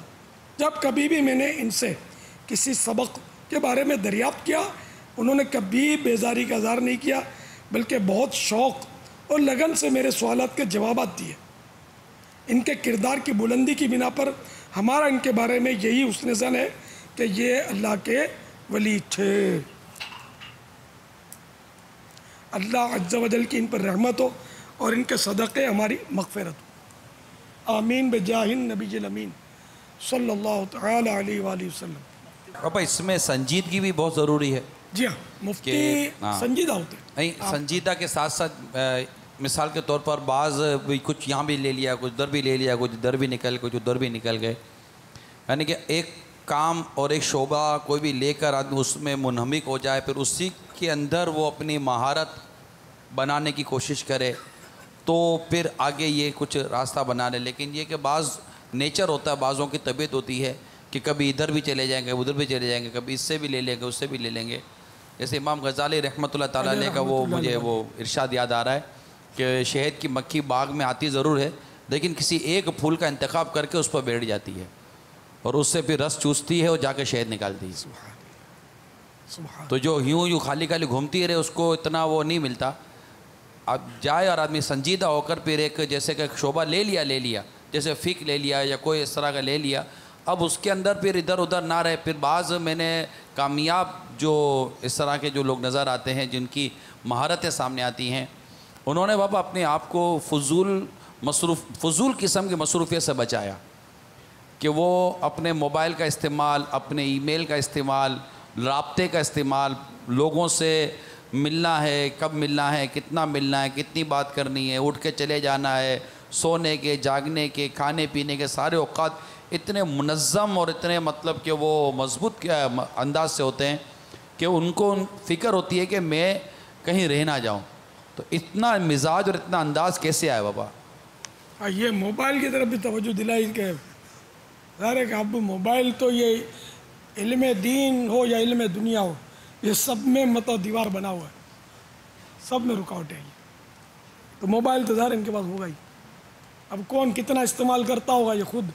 باقی اس کا بھی جدول ہونا چاہیے کہ اتنے سے اتنے بجے تک میرا موبائل کام کرے گا، اس کے علاوہ موبائل بند رہے. اور ہاں، گھر کا معاملہ ہے، کوئی صلہ رحمی کا معاملہ ہے تو وہ کہاں روز اور ہر وقت ہوتا ہے، وہ آدمی کرتا رہے. لیکن وہ دوستوں کا یا ویسے ہی دنیاوی معاملات جو ہیں، اس میں موبائل جو ہے اس کا ٹائم فکس کر لے، فالتو ایس ایم ایس اور یہ نہ پڑھے. فالتو بھی بہت ایس ایم ایس آتے ہیں، طرح طرح کے اس میں مطلب حساب کتاب ہوتے ہیں. مجھ سے زیادہ شاید آپ کو پتہ ہوگا، مجھے تو اس کا سن کر یہ تجربہ اپنا ذاتی نہیں ہے. اہل علم طبقے کو تو میں اپنا یہ ناقص مشورہ دوں گا کہ حتی الامکان کوشش کریں کہ زیادہ موبائل کے ذریعے زیادہ اس طرح کے رابطے کے جو جب چاہے جس طرح چاہے آپ کے موبائل میں داخل ہو کر آپ کا وقت لے لے. خود اپنا ایسا نظام بنائیے، حساب کتاب ہونا چاہیے ہم سب کا. پبلک ڈیلنگ سب کی ہوتی نہیں ہے، سب کو مطلب سب کی حاجتیں ہر ایک سے لگی ہوئی ہوں، یہ ضروری نہیں ہوتا. تو ہمارے ایسی ہوتی نہیں ہے کہ ہمارے ساتھ مطلب کہ ہزاروں لوگوں کا کوئی مطلب حاجتیں لگی ہوئی ہوں یا کوئی ایسا کنسرن ہو. تو چیدہ چیدہ ہوتے ہیں، لیکن یہ کہ اب بنا ہوا ایسا نظام ہے، کمپنیوں کی طرف سے SMS الگ آتے ہیں، تو ادھر ادھر سے SMS جوک الگ آتے ہیں، لطیفے الگ آتے ہیں، تو پھر وہ چٹکلے الگ آتے ہیں، یہ کتنا وقت لیتے ہیں. تو اگر واقعی ترقی علم کے میدان میں ترقی کرنے والوں کے لیے تو ایک ایک لمحہ جتنا قیمتی ہوگا وہ وہی سمجھتا ہے جس نے سنجیدگی اختیار کی ہوئی ہو. اور ایسی مجبوری اور بے بسی ہے ہماری کہ ہم کانٹا نکالنے میں کامیاب نہیں ہوئے ہیں. اب اس لیے اوپر مرہم لگاتے رہتے ہیں کہ درد کم سے کم ہو، پین کلر ٹیبلٹ دیتے رہتے ہیں. تو اب اس کو یوں سمجھو کہ جیسے کہ ہم پیٹ کا قفل مدینہ والوں کو اس طرح کا جیسے بتاتے ہیں کہ جب تک دیکھو دسترخوان پہ سامنے ہوا نا تھوڑا تکلیف ہوگی، کم کھائیں گے تو جی چاہے گا، لیکن جب دسترخوان اٹھ جائے گا نا، کھانا چلا جائے گا تو پھر آپ نارمل ہو جائیں گے، پھر تکلیف نہیں ہوگی. تو تھوڑا صبر کر کے ہاتھ روک لیا کرو. یہ تو انہیں کانٹا نکل گیا، مسئلہ حل ہو گیا. لیکن اب موبائل فون ہے اور عمدہ کوالٹی کا ہے اور یہ اپنے پاس ہے، پسندیدہ غذا موجود ہے، دسترخوان پہ چنی ہوئی ہے. اب اس کو بولے کہ سنبھل کے کھاؤ تو انہوں نے خالی یوں کرنا ہے، سمجھے. باقی ہونا وہی ہے جو ہو رہا ہے. ایک نہیں ہوگا موبائل. جن کے پاس پیسے ہوتے ہیں ان کے پاس 2 موبائل 3 موبائل، تاکہ وہ ایک کا چارج ختم ہو جائے دوسرا اٹھا لیا جائے. ایک بعض سستے والے رکھتے ہوں گے کہ باہر نکلو کہیں آنا جانا موقع میں موقع تو سستے والا ہو تاکہ وہ ڈاکو چھینے تو سستا جائے. بھاری والا ہے تو وہ اہتمام کے ساتھ دن کے وقت لے کے نکلو، ایسے موقع پر تو اس راستے پہ تو یوں سب ان کی تقسیمیں بنی ہوئی ہوتی ہوں گی، سمجھے. تو اب موبائل فون ہو اور ہم کہیں کہ وہ اس کا جدول بناؤ اور نظام الاوقات ترتیب دو، تو اب یہ مرم ہی ہے، ٹیبلٹ ہے اور کیا. اس کا وقتی اثر ہی ہوتا ہے پین کلر گولیوں کا، پھر آدمی عادی ہو جاتا ہے، پھر پین کلر گولیاں بھی اثر نہیں کرتی نہ پھر ہماری باتیں بھی اثر نہیں کرتی. یار ان کا تو دھندا ہوا، جب دیکھو موبائل کے پیچھے ڈنڈا لے کے پڑے رہتے ہیں. باپا اب تو دعوت کے لیے الگ موبائل ہوتا ہے، کسی دعوت میں جانا ہے، جس طرح لباس مہنگا پہننا ہے تو موبائل بھی وہاں مہنگا والا لے کے جانا ہے. یہ بہت پہلے جو تھا نا، تو میں نے دوسرے ملک میں دیکھا تھا کہ وہاں بھی موبائل تو ذرا ان دنوں مہنگے ہوتے تھے. تو کبھی کسی پر امپریشن ڈالنا ہو نا، یا جیسے کہ وہ کسی پارٹی سے ملنے جانا ہو تو کسی کا موبائل لے کر تھوڑا وٹ، اس میں وٹ پڑتا تھا، میمنی وٹ پڑتا بولتے نا، وٹ پڑتا تھا، یہ روپ پڑتا تھا، یہ موبائل کے ساتھ جائے تاکہ یوں لگے کہ یار یہ بہت بڑی پارٹی ہے. تو پہلے موبائل جب آیا نا تو یہ پارٹیوں کے پاس ہوتا تھا، مالداروں کے پاس ہوتا تھا. تو جن دنوں موبائل مہنگا تھا ان دنوں مجھے کسی نے آفر کی تھی کہ میں وہ آپ کو ثواب کے لیے موبائل دینا چاہتا ہوں. تو میں تو باپا ہوں، میں سمجھ گیا تھا کہ میرا کام نہیں ہے. حالانکہ موبائل عام نہیں تھا، آپ لوگوں نے پتہ نہیں دیکھا بھی ہوگا تو دیکھا ہی ہوگا پارٹیوں کے پاس. میرا کام نہیں ہے، میں موبائل کیا کروں گا یار. پھر میرے کام بہت، میرے کو یقین مانے اتنا کام ہوتا میرے پاس کہ میں اگر کوئی نیند کی گولی کھا لوں، نیند نہ آنے کی گولی کھا لوں اور میرا دل لگے تو شاید میں وہ کر لوں گا، میں کام کروں. اگرچہ سست ہوں، کام نہیں کر پاتا میں، لیکن ایک یوں کہ میرا کام میرے پاس اتنا ہے، تحریری کام. اب دیکھو نا ہمارے اکابرین کیسی کیسی کتابیں چھوڑ گئے. اعلیٰ حضرت کے خالی فتوے لے لو، اعلیٰ حضرت نے یہ فتووں کے مجموعے خود تیار نہیں کیے، تیار کیے گئے. مدون کرنا جس کو آپ بولتے ہیں، ہے نا. بعد میں یا آپ کی حیاتی میں بھی تدوین تو ہوئی تھی، لیکن بعد میں ان پر مزید کام ہوا، اضافے ہوئے. 10 سال کے فتاوا تو کہاں گئے؟ اعلیٰ حضرت کے 10 سال کے فتاوا تو ملے ہی نہیں، کہاں گئے؟ خدا جانے اس میں کیا کیا خزانہ تھا جو چھپ گیا. تو جو چھپ گیا وہ ہمارے سامنے، ہم میں سے کتنے پڑھنے والے اس کو؟ 30 جلدیں. ان کے رسالوں کی تعداد کتنی ہے ہم کو یہی نہیں پتا، کہ صفحے کتنے یہ بھی گننے کا ٹائم نہیں ہے ہم کو. یہ کر گئے نا کام. کنز الایمان کا ترجمہ دے گئے، ہم میں سے پڑھنے والے کتنے؟ اچھا پھر دیگر کتابیں بتایا جاتا ہے کہ چھوٹے بڑے ملا کر 1000 نہیں بلکہ زیادہ، بعد میں گنتی ہوئی ہے کہ زیادہ ہے تعداد، گنتی ہوئی ہے بعد میں کہ مجھے یاد پڑا زیادہ تعداد ہے. تو ابھی اتنی ساری کتابیں یہ لکھ کر تشریف لے گئے، ہم کیا پڑھیں گے؟ نہ آتا کیا ہے؟ جذبہ ہی نہیں ہے. پھر موبائل فون نے تھوڑا بہت تھا وہ بھی دبا دیا جذبہ. اب اس میں جذبہ ہمارا سرایت کر گیا. تو یوں اچھا پھر اپنے اکابرین کو دیکھیں. بھائی طبرانی شریف کی جلدیں کتنی؟ طبرانی کبیر جو ہے موجم کبیر اس کی 25 جلدیں ہیں. 25 جلدیں. زخامت ایک ایک کی اس کی چھوٹی ہے. طبرانی کبیر کی جلدیں چھوٹی ہیں, چھوٹی چھوٹی جلدیں. چھوٹی چھوٹی جلدیں ہیں. باقی کے حدیث پر تو بڑی بڑی کتابیں پھر بھی 200-300 صفحے تو ہوں گے ہی. جی جی تقریباً. تو 25 جلدیں. اچھا بعض تفاسیر کی کتنی جلدیں؟ اتنی جلدیں.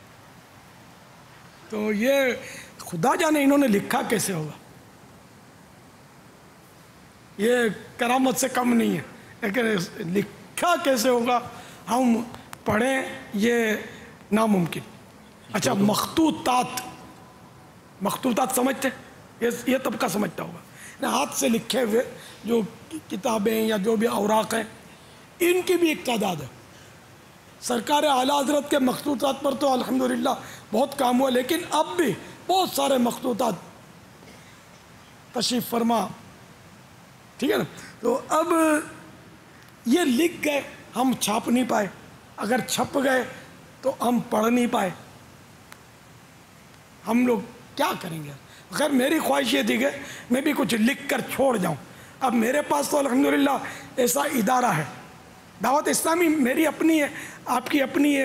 آپ دعوت اسلامی ہے, میری ہے, میں آپ کا ہوں الحمدللہ. تو یہ کہ میں تو ایک 70 بھی لکھتا ہوں تو چھاپنے کے لیے میرے پاس پریس موجود ہے. یہ اللہ کا کرم ہے.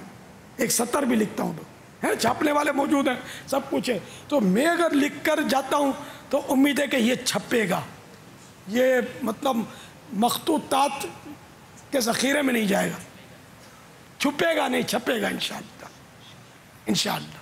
تو اس لیے مجھے تو زیادہ لکھنا چاہیے مگر استعداد بھی نہیں ہے. اچھا پھر وہ اور بشری کمزوریاں نہیں زیادہ ہیں کہ نہیں ہو پا رہا, لیکن کوشش.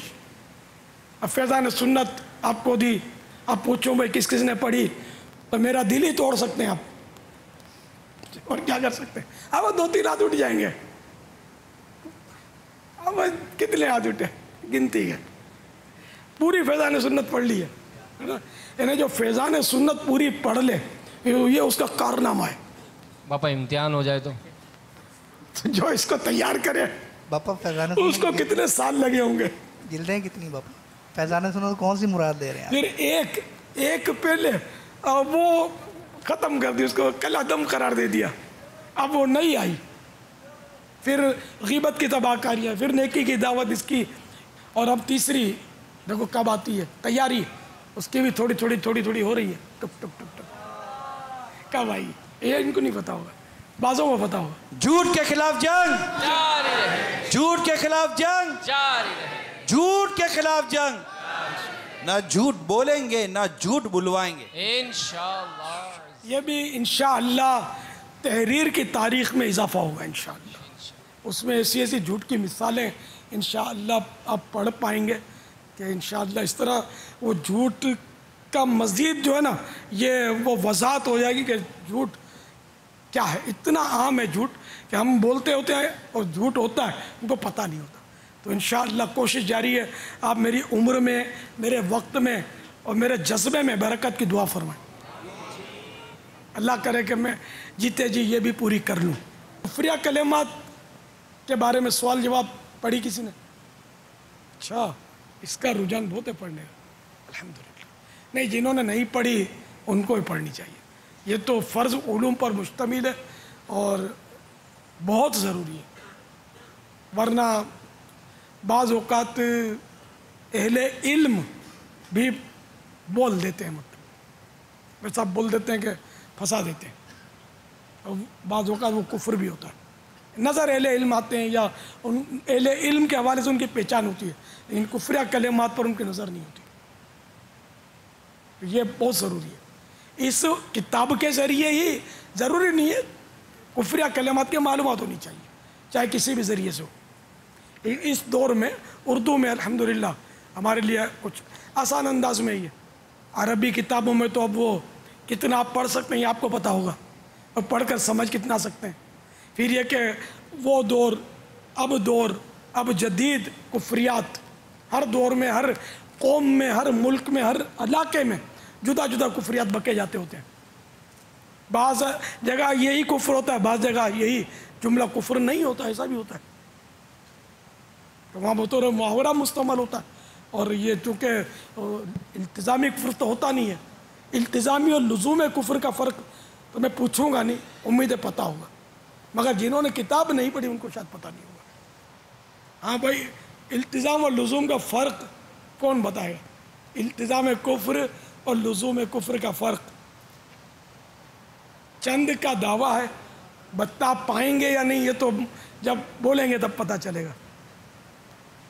اب ماشاءاللہ کافی یعنی کہ ایسا قول یا فعل، ٹھیک ہے نا، ایسا قول یا فعل کہ جس سے کسی ضرورت دینی کا انکار لازم آتا ہو، وہ التزام کفر کہلاتا ہے.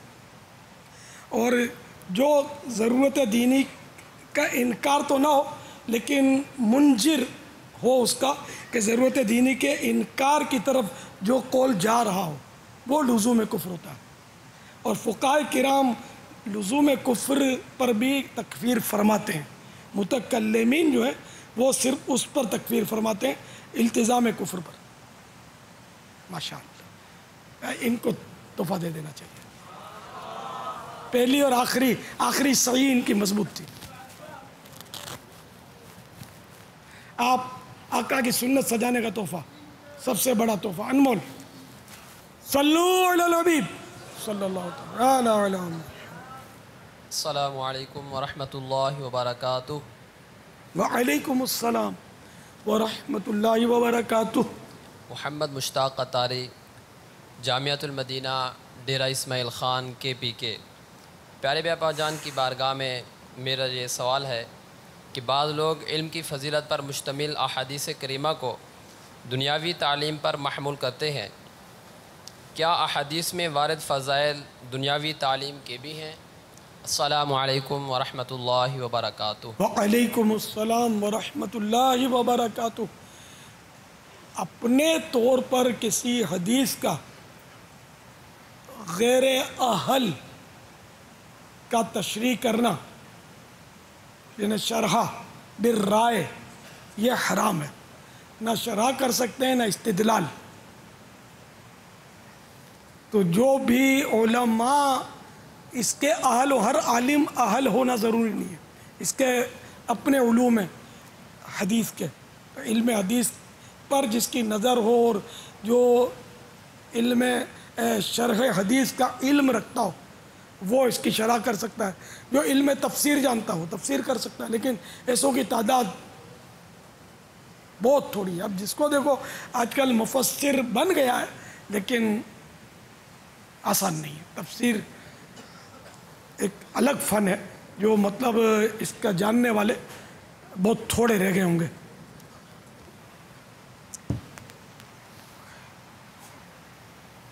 تو اس لیے مطلب یہ کہ عوام تو واقعی یعنی کہ اپنی اسکول چلانے کے لیے، دنیاوی ادارے تعلیمی چلانے کے لیے بھی احادیث مبارکہ کا استعمال کرتے ہیں اور اس پر باقاعدہ بولتے ہیں کہ حدیث میں بھی تو یوں ہے، ہم علم کو عام کر رہے ہیں. تو اور وہ علم جیسا بھی ہو، اب اس پر کیا بحث کرنی تھی. دنیاوی علوم آپ کو تقریباً اندازہ ہوتا ہے کہ ان میں دین کتنا ہوتا ہے. تو یہ نہیں کرنا چاہیے، یہ شرعاً بھی جائز نہیں ہے.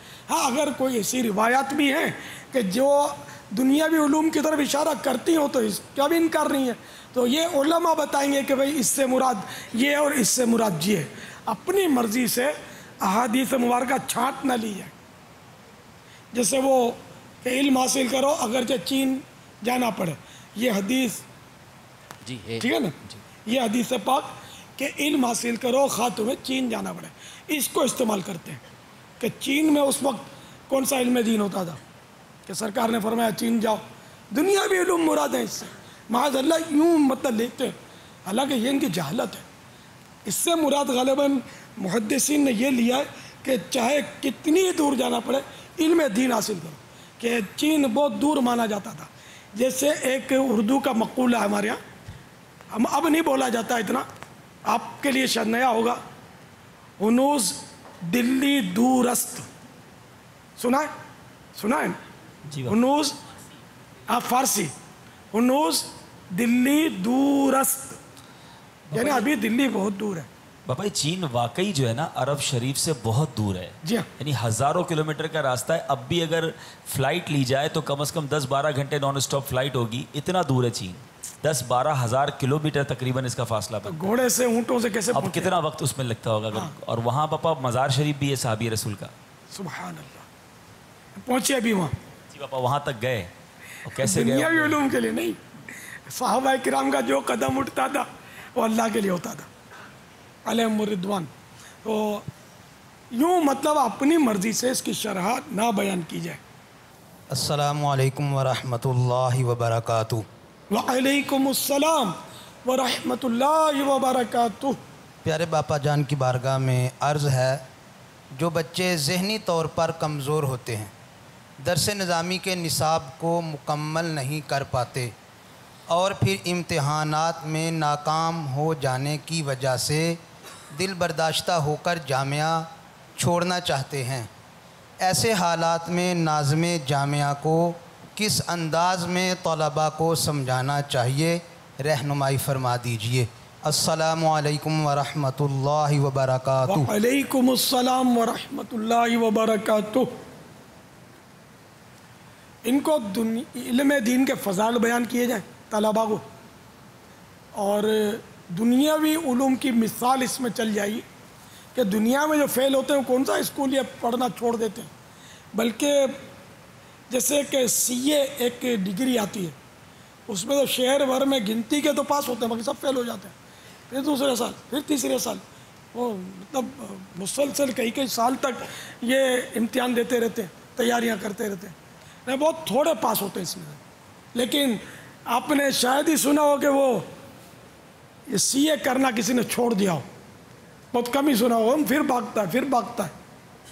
تو اس لیے جب دنیاوی ڈگری کا خواہش مند اس کا پیچھا نہیں چھوڑتا تو رضا الہی کا طلبگار علم دین کیوں چھوڑ بیٹھے؟ بھائی فیل یا پاس ہونے پر تو علم دین کا انحصار نہیں ہے, یہ تو اب ہمارے موجودہ انداز ہیں, ورنہ اصل تو علم دین اور رضا الہی, پاس ہو یا نہ ہو معاملہ تو علم دین کا ہے. اب کوئی نقلیں کر کے پاس بھی ہو گیا تو اس کو فائدہ کیا ہوگا؟ تو گناہ گار ہوگا, دھوکہ دیا اس نے. پھر اس کی ڈگری اس کو قبر میں پتہ نہیں وہ کاغذ آگ کا بن کے لپٹ جائے گا, چپک جائے گا, کیا ہوگا خدا بہتر جانے. یہ ڈرانے کے لیے بول رہا ہوں کہ یعنی کہ وہ تو عذاب کا حقدار ہے, دھوکہ دے کے اس نے سند حاصل کی. آج کل تو گھر بیٹھے سندیں مل جاتی ہیں. تو اس لیے مطلب طلباء کو یہ دونوں مثالیں دے کر سمجھانا مفید ثابت ہو سکتا ہے. اس میں شفقت ہو, تانے نہ ہو, اور اس کو احساس محرومی نہ دلایا جائے کہ تو اکھڑ ہے, تو گھومتا پھرتا رہا, تو نے تعلیم حاصل نہیں کی, تم نے دھیان نہیں دیا, اب تم یوں کرو. تو خیال رکھنا پہلے کی طرح اس طرح نہیں وہ ٹلے لگانا. ٹلے بولتے کیا بولتے ہیں ہم تو گلٹے بولتے تھے اسکول لائف میں. تو اس طرح مطلب یہ کہ نہیں کرنا. تو اس طرح اس کو تانے کرتے دیں گے, تانے اور طنز کے ساتھ سمجھائیں گے تو نہیں سمجھیں گے, مشکل ہے. پیار محبت سے علم دین کے فضائل یا کچھ بھی ہو یار, علم دین تو حاصل ہوگا نا تم کو. اب جیسے کہ وہ تخصص فی الفقہ والے بھی کبھی روتے آ کے, میں ان کو یہ سمجھاتا ہوں کہ یار علم فقہ جیسے ہے تو افضل علم, کچھ بھی ہے اس بہانے یار تم کو فقہ کا علم تو مل رہا ہے نا. اب مفتی بننا ٹھیک ہے منزل ہے آپ کی, لیکن مفتی نہ بھی بن پائے لیکن فرض علوم کتنے حاصل ہو جائیں گے, اور اس کے علاوہ فقہی معلومات کتنی حاصل ہو جائیں گے. یہ تو آپ کو معلوم ہوگا کہ علم فقہ سب میں افضل ہے, علم فقہ. تو یوں تخصص فی الفقہ اگر نہیں بھی اس میں اتنا وہ یہ ذہین, تب بھی اگر کرتا ہے تو نقصان کیا ہے نا, نفع ہی ہے. اس معنی کچھ تو سیکھ رہا ہے, اور کچھ کیا بہت کچھ سیکھ رہا ہے الحمدللہ. اللہ کی رضا کی نیت ہوگی تو انشاءاللہ بیڑا پار ہو جائے گا. بس سیکھنے والے کو اس بات کو समझना मुश्किल है कि जैसे कि आप बहुत अच्छी बात है, ये सीख रहा है और ये वाबस्ता तो है, लेकिन बाबा एक सीखने वाला, जैसे अब आपने सीए का मिसाल दी या किसी भी डॉक्टर की मिसाल दे दें, दुनिया की किसी मिसाल, वो सिर्फ उस लाइन पे रहने को पसंद नहीं करता, उसकी एक अपनी एक मंजिल है, उसका एक वो टारगेट है कि वहाँ तक पहुँचना चाहता है। अब सफ़र करते करते करते करते खाली चलता चलता तो आदमी बोलेगा चलते चलते कहाँ पहुँचना है मेरे को, पता तो चले। तो इस तरह तखस्सुस फिल फ़िक़्ह करने वाला, अब जैसे आपने बड़ी खूबसूरत बात की कि ये हमारा आजकल निज़ाम बन गया है कि ये 7 साल ये करना है तो 3 साल ये करना है, 4 साल ये करना है। अब वो एक अपना है कि भाई पढ़ना है, इल्म दीन हासिल करना है और पढ़ते रहना है, लेकिन जिसने कोई अपना हदफ बनाया हुआ कि मैंने इतने सालों में ये बनना है, अब अगर वो उस शोबे में दाखिल हुआ भी तो अब ये कैसे उसको समझ में आए कि मैं उस मंजिल तक नहीं पहुंच पाता और ना मेरे में इतनी अहलियत ना सलाहियत कि मैं उस मंजिल तक पहुंच पाऊं, लेकिन मैं लगा रहा हूं, सीखता रहा हूं, पढ़ता रहा हूं, सीखता रहा हूं, पढ़ता रहा हूं, मंजिल तक वो नहीं पहुंच सकूंगा, ये ज़हन कैसे बनेगा उसका? ये है तो फिर इसके लिए भी बहुत इदारे अब तो खुल गए हैं, वो हाँ वो मंजिलें तय हो जाती हैं, शायद मुफ्ती भी बन जाते हैं, 2 साल में मुफ्ती बन जाते हैं। ये खुदा को क्या जवाब देंगे ऐसे लोग जो इन, वाकई मैं बोलता हूँ कि थोड़ा बैठ जाए ना किसी इल्म वाले के पास, इनको पता चल जाएगा कि वो फतवा देना बोलते किसको, ऐसों को फतवा देने की अब इजाज़तें मिल रही हैं, मेरे इस्लाम का बनेगा क्या? कि वो मुकाबलेबाजी चल रही है, मुकाबलेबाजी नहीं होनी चाहिए। अल्लाह की रज़ा पेश नज़र हो, और अगर सलाहियत नहीं है तो मुफ्ती कहलाने का शौक़ नहीं चराना चाहिए। इल्म दीन वाकई अगर अहल है तो हमारे यहाँ जैसे कि कोर्स करने पर मुफ्ती नहीं बनाते, हमारे यहाँ सलाहियत हो तो सोच समझ कर मुफ्ती बनाते हैं। सलाहियत होनी चाहिए, कोर्स तो करना ही है प्लस, यानी कि इसमें सलाहियत है तो खाली कोर्स कर लिया मगर सलाहियत नहीं है तो फिर हमारे यहाँ ये हम लोग यानी कि ये निगाहों से मंजिलें तय नहीं करवाते, इनके पास इतनी इल्म होना चाहिए, सलाहियत होनी चाहिए। तो यूँ बाज़ हिर्स होती है बाज़ों को शायद, तो वो छोड़ के चले जाते, फिर वो हर जगह अब वो वेलकम तो हो ही रहा है, लेकिन ये बातें भी शायद बातों को बहुत बुरी लग रही हैं।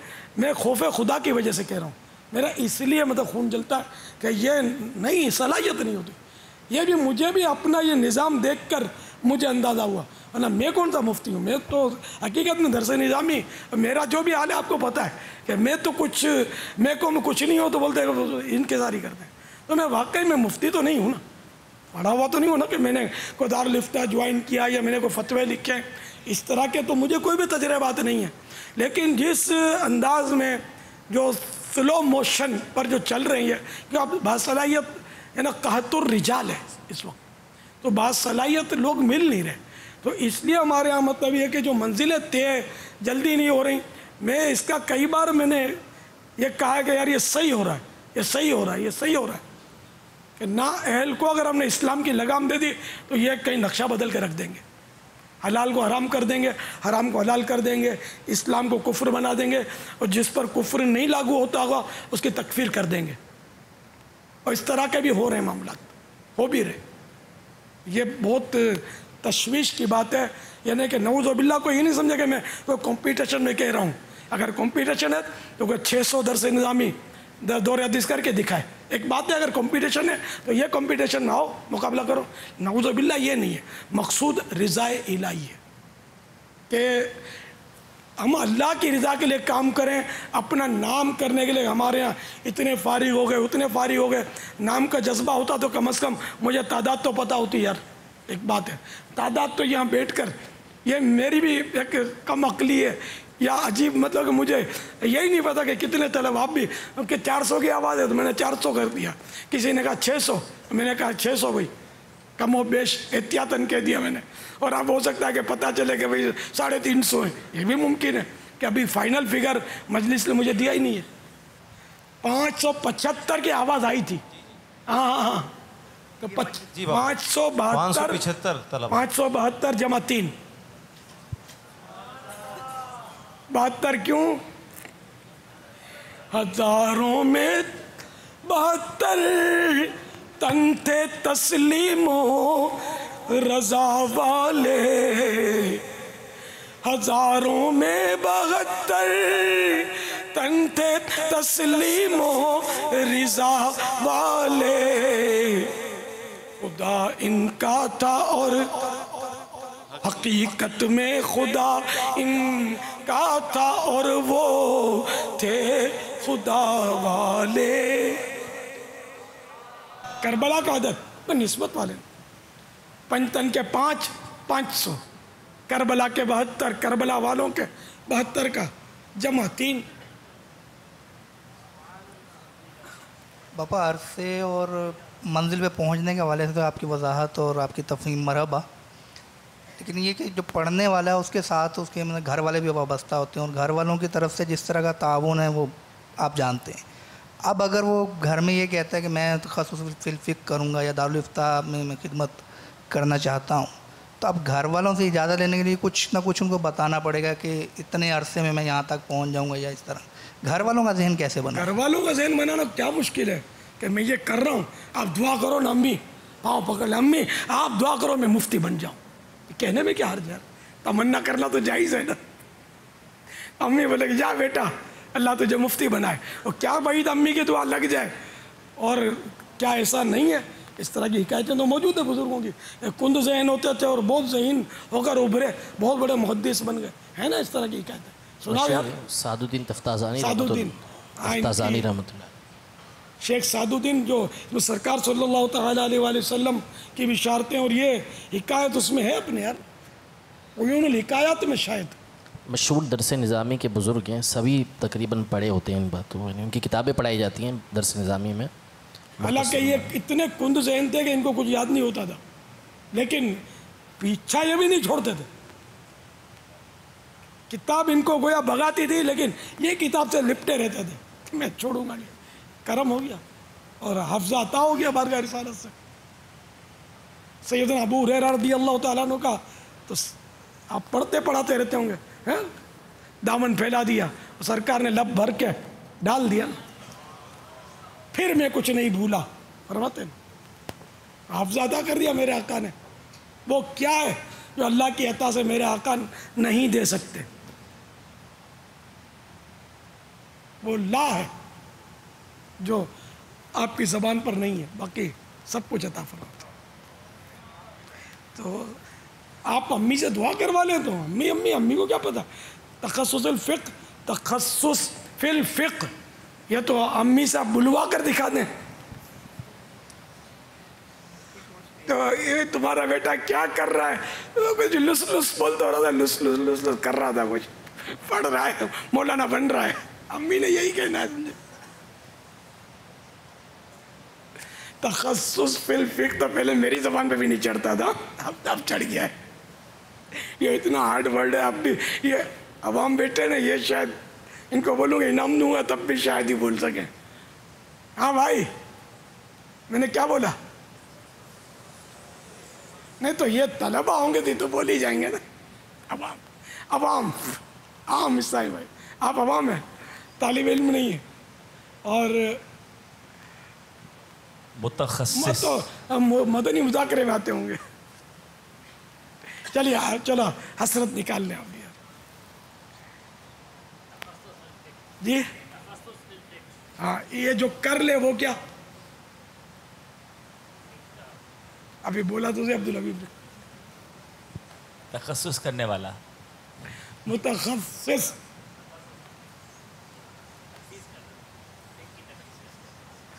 فقہ کی تخصیص کرنے والا، تحفہ واپس رکھ لوں؟ چلو یار ہمت تو کی یار، ماشاء اللہ۔ صلو علی الحبیب صلی اللہ تعالی علیہ وسلم۔ واہ کیا بات اعلیٰ حضرت کی، واہ کیا بات اعلیٰ حضرت کی، واہ کیا بات اعلیٰ حضرت کی، بولو واہ کیا بات اعلیٰ حضرت کی، بولو واہ کیا بات اعلیٰ حضرت اعلیٰ تو کی۔ کتنی عمر میں مفتی بنے تھے پتہ ہے کسی کو؟ پتہ ہے बस वो होता है। सुभान अल्लाह। मगर अक्सरियत को नहीं पता।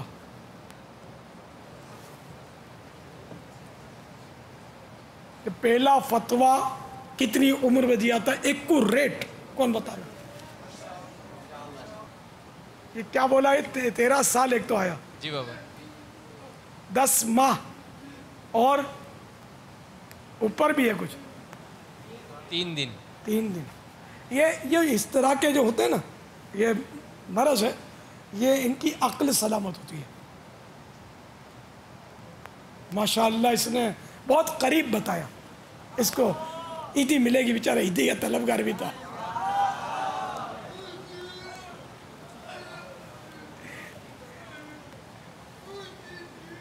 अब तो ये हाजी दीवाना है, हाजी है ना। 13 माह 10 साल और 4 दिन।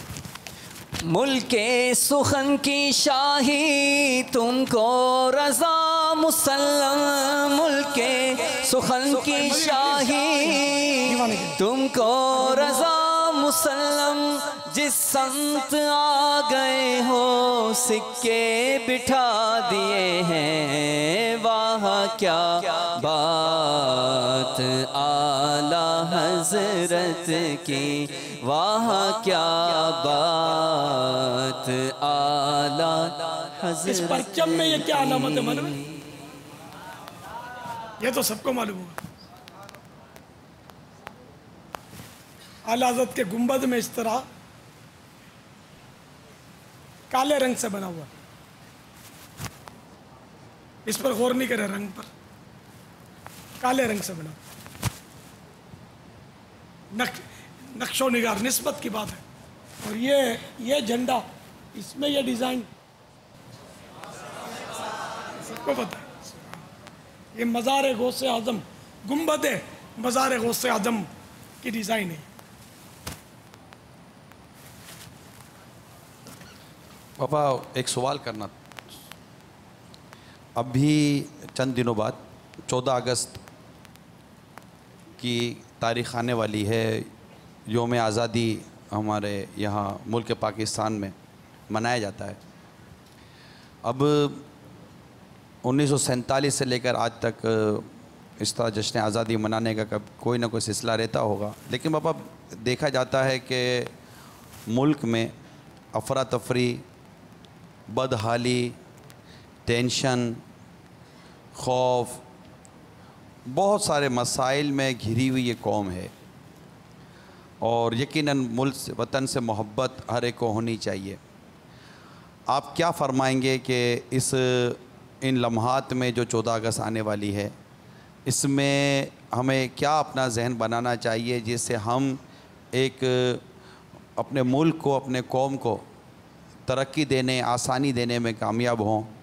और फिर साथ ही पापा एक सवाल और मैं अलग से कर दूँगा, ये साथ ही मिला लेता हूँ उसके आगे फिर, कि जो 14 अगस्त को जो हमारे यहाँ जो हल्ला गुल्ला और जिस तरह के जो तरकीबें बनती हैं गुनाहों भरी, उन मुतालिक कुछ मदनी फूल दें ताकि हम इस अंदाज से अपनी ज़िंदगी गुजारें कि हम बेहैसियत बाहैसियत कौम जिस मुल्क में भी जाएं वहाँ हमारा एक नेक नाम हो। एक मुसलमान तो हैं अल्हम्दुलिल्लाह अज़्ज़ व जल, लेकिन एक मुल्क की सतह पर भी हम एक बाकिरदार कहलाएं। अल्लाह जल्ला जलालू। वैसे पाकिस्तान 27 रमज़ानुल मुबारक को मारी से वजूद में आया, तो यूँ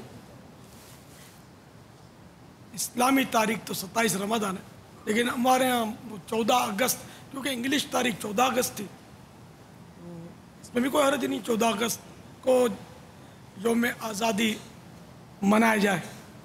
अब ज़ाहिर है कि जो आज़ाद होता है वो शुक्रगुज़ार होता है कि किसी कैद से आज़ाद हुआ तो वो शुक्रगुज़ार बनेगा। आज़ाद किसने किया हमें? दुश्मनों की ग़ुलामी से, गैर मुस्लिमों की ग़ुलामी से परवरदिगार ने किया। तो परवरदिगार ने हमको आज़ादी की नेमत से नवाजा, तो हमें परवरदिगार का शुक्रगुज़ार बनना चाहिए, ना कि नाफरमानी करके मज़ीद गुनाहगार। इसलिए जश्न आज़ादी में اللہ تعالیٰ کا شکر ادا کرے، اللہ توفیق دے تو شکرانے کے نفل پڑھے، اللہ تعالیٰ کو راضی کرنے والے کام بڑھا دے، خیر خیرات کرے، بھلائیوں کے کاموں میں بڑھ چڑھ کر حصہ لے، مسلمانوں کو راحت پہنچائے۔ اگر میوزک بجا کر ڈھول تاشے کی تھاپ پر ٹانگیں تھرکا کر اگر کوئی سمجھتا ہے کہ ہم جشن آزادی منائیں تو یہ جشن آزادی نہیں ہے، بلکہ یہ اپنی بربادی کا انتظار ہے، اور ہم برباد ہوئے بھی جا رہے ہیں۔ تو بہرحال میوزیکل پروگراموں کے ذریعے، رقص و سرود کے ذریعے اگر ہم جشن آزادی منائیں گے، جیسے ہمارے ہاں ایک رواج ہے، یہی انداز ہے ہمارے ہاں شروع سے، جب سے ہوش سنبھالا ہے میں نے تو بچپن سے یہی انداز دیکھا ہے جشن آزادی منانے کا۔ پہلے تو گلی گلی ٹوٹے پھوٹے اسٹیج لگا کر وہ قوم بھنگڑا ڈالتی تھی، ناچتے تھے ہجڑوں کی طرح، افسوس کے ساتھ کہنا پڑتا ہے۔ اب ہو سکتا ہے کہ ترقی ہو گئی ہوگی، اب ہم انداز بدل گئے ہوں گے۔ تو اس طرح مطلب یہ کہ ناچنا یہ حرام، میوزیکل یعنی کہ میوزیکل پروگرام یہ حرام، پھر طرح طرح کے چٹکلے، الٹے سیدھے ڈرامے، بے پردگیاں عورتوں کی، اور اس طرح کے انداز سے مطلب یہ قوم جو ہے یہ جشن آزادی مناتی ہے۔ پھر بولتے ہیں مہنگائی بڑھ گئی، سیلاب آ گیا، زلزلے کے جھٹکے آئے تھے، بارشیں نہیں ہو رہی، یا بارشیں بہت زیادہ ہو گئی اور پانی کی سطح اتنی اونچی ہو گئی، تو وہ دہشت گردی جاتی نہیں ہے، ڈاکو بڑھ گئے، چوریاں بڑھ گئیں، جینا دوبھر ہو گیا۔ پھر 14 اگست آیا، روڈوں پہ آ گئے اور ڈھول پہن لیا اور ناچنا شروع کر دیا۔ پھر بولیں گے پریشانیاں بڑھ گئیں، بیماریاں بڑھ گئیں، لوٹ مار، جس کو دیکھو لوٹ مار میں لگا ہوا ہے، تاجر بھی لوٹ رہا ہے، ملازم چوریاں کر رہا ہے، ایمانداری نظر نہیں آتی، رشوت خوری بڑھ گئی۔ تو میرے بھائی تو کیا ہوگا؟ کیا آپ ناچو گے تو رحمت نازل ہوگی، اور ڈھول بجاؤ گے تو فرشتے آسمانوں سے اتر کر آپ سے مصافحہ فرمائیں گے؟ تو پھر یہی ہوگا جو ہو رہا ہے کہ ہم نے مطلب اب اس کی لپیٹ میں ظاہر گناہ جب بڑھتے ہیں تو لپیٹ میں نیکوکار بھی آتے ہیں۔ ہر آدمی ناچ نہیں رہا ہوتا، ہر آدمی میوزیکل پروگرام میں نہیں جاتا، ہر شخص فلمیں ڈرامے نہیں دیکھتا، لیکن جب سیلاب آتا ہے سب کو بہا کر لے جاتا ہے، زلزلہ آتا ہے تو سبھی اس میں جو بھی آیا اچھے برے سب اس میں موت کے گھاٹ اتر جاتے ہیں۔ قیامت کے دن ہر ایک اپنی اپنی نیتوں کے مطابق اٹھے گا، نیک اپنی نیت کے مطابق اٹھے گا، اس کا حشر اچھا ہوگا، جو برا ہوگا اس کا حشر بروں کے ساتھ، جو بھی اللہ تعالیٰ کی مشیت ہے اس کے مطابق ترکیب بنے گی۔ تو یوں ہمارے ہاں مطلب یہ کہ مصیبتیں کم نہیں ہوتی، بڑھتی جا رہی ہیں، ہر دن نئی آفت کا پیام لا رہا ہے، اور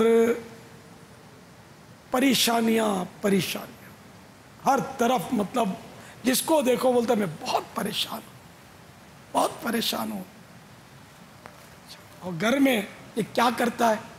گناہوں بھرے چینل پر بیٹھا رہتا ہے، بہت پریشان ہوں، ذرا دل بہلا رہا ہوں۔ اب یہ طوائف کا ناچ دیکھ کر تو دل بہلائے گا، اس سے دل بہلے گا، مسلمان ہے الحمدللہ، مسلمان ہے الحمدللہ، مسلمان ہے۔ قرآن کریم کھول، دل بہلانے کا طریقہ قرآن کریم یہ فرما رہا ہے، الا بذکر اللہ تطمئن القلوب، بے شک اللہ کی یاد ہی دلوں کے اطمینان کا ذریعہ ہے۔ تو اللہ کو یاد کرنے سے دلوں کو اطمینان ملے گا، اللہ کا ذکر کرنے سے دل مطمئن ہوگا، راحتیں میسر آئیں گی۔ برابر مطلب رب کی ناراضی والے کام کیے جائے، نافرمانیاں کیے جائے، गुनाहों पर गुनाह किए जाए, नमाज एक नहीं पढ़नी, जुम्मा पढ़ने चले गए तो क्या कभी ये भी छूट गया, वरना सिर्फ ईद पढ़नी है, और फिर ज़बान पर शैतान बुलवाता है, न जाने क्या ख़ता मुझसे ऐसी हुई है जिसकी मुझको ये सज़ा मिल रही है। अब तेरी ख़ता तो तूने नेकी की कौन सी है जो बोलता है क्या ख़ता ऐसी हुई है? यूँ बोल के क्या है, नेकी मुझसे हुई है, तो ख़ता तो सरापा तो ख़ता है, और जो ख़ता नहीं करता वो भी अपने आप को ख़ताकार बोलता है। जो नेकूकार होता है वो भी आजिज़ी के तौर पर अपने आप को ख़ताकार बोलता है। और ये अजीब शख्स है, अजीब नादान है, बोलता पता नहीं क्या ख़ता मुझसे ऐसी हो गई है जिसकी सज़ा मिल रही है कि मेरी नौकरी नहीं लग रही, लगती है तो छूट जाती है। पता नहीं किसने बंदिश करा दी है, बंदिश तूने खुद करवा ली है। गुनाह कर करके, नमाज़ें तर्क कर करके, सलाम बाद में करता है, गाली पहले देता है, तेरे करतूतों ने तेरी बंदिश करा दी है। तो इस तरह मतलब ये कि मेरे भोले भाले इस्लामी भाइयों, आपको हो क्या गया? आप सुकून म्यूज़िक में तलाश कर रहे हैं, फिल्मों में तलाश कर रहे हैं, आप सुकून बुरे दोस्तों की मंडलियों में तलाश कर रहे हैं, नाइट क्लबों में जाकर तलाश कर रहे हैं, शराब की बोतल में आप सुकून ढूंढ रहे हैं। सुकून अल्लाह की याद में। तो जश्न आज़ादी ये शुक्रगुजारी का मौका है कि जिस वक्त हम नऊज़ु बिल्लाह, हम नहीं, हमारे बाप दादे बेचारे जब दुश्मनों के ग़ुलाम थे उस वक्त वो कितनी तकलीफ़ में थे। अब अल्लाह ने हमें आज़ाद वतन दिया, जब आज़ाद वतन मिला, आज भी हमारा कौमी नारा वही है जो तय हुआ है। हमारा कौमी नारा पाकिस्तान का मतलब क्या, ला इलाहा इल्लल्लाह, ये अब भी ऑफिशियली कौमी नारा है। लेकिन हो क्या रहा है? तो इस तरह मतलब ये कि जब तक ला इलाहा इल्लल्लाह हो और मुहम्मदुर रसूलुल्लाह सल्लल्लाहु तआला अलैहि वसल्लम का हकीकी मानों में निज़ाम नाफिज नहीं होगा, उस वक्त तक जो भी हो रहा है ये ख़त्म होने की उम्मीद नज़र नहीं आती, ये बढ़ता चला जाएगा शायद। अब मैंने तो शुरू से ये देखा कि ये बढ़ ही रहा है। हम ये क्या, जब छोटे थे जब भी बोलते थे यार हालात बहुत ख़राब हो गए, उस वक्त क्या हालात ख़राब थे, ठोसाबाजी, लाठी चलती थी, छर्रे मारते थे, छर्रे वाली बंदूक तो पता नहीं आपने देखी भी नहीं होगी। फिर बढ़ते बढ़ते अब नौबत कहाँ तक पहुँची है ये आपको पता है, और आइंदा क्या होगा ये नहीं पता। लेकिन शायद इससे कोई बड़ी टेक्नोलॉजी आ जाएगी, तबाहकारी होगी।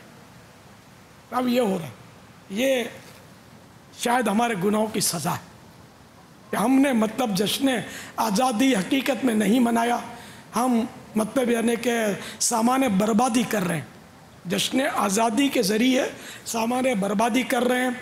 हमारी अल्लाह ना करे ईमान बर्बादी, हमारी कब्र बर्बादी, हमारी आखिरत बर्बादी के असबाब ये ढोल ढमक्के और गाने बाजे और ये रक्स व सरूद की मजलिसें ना बन जाएं।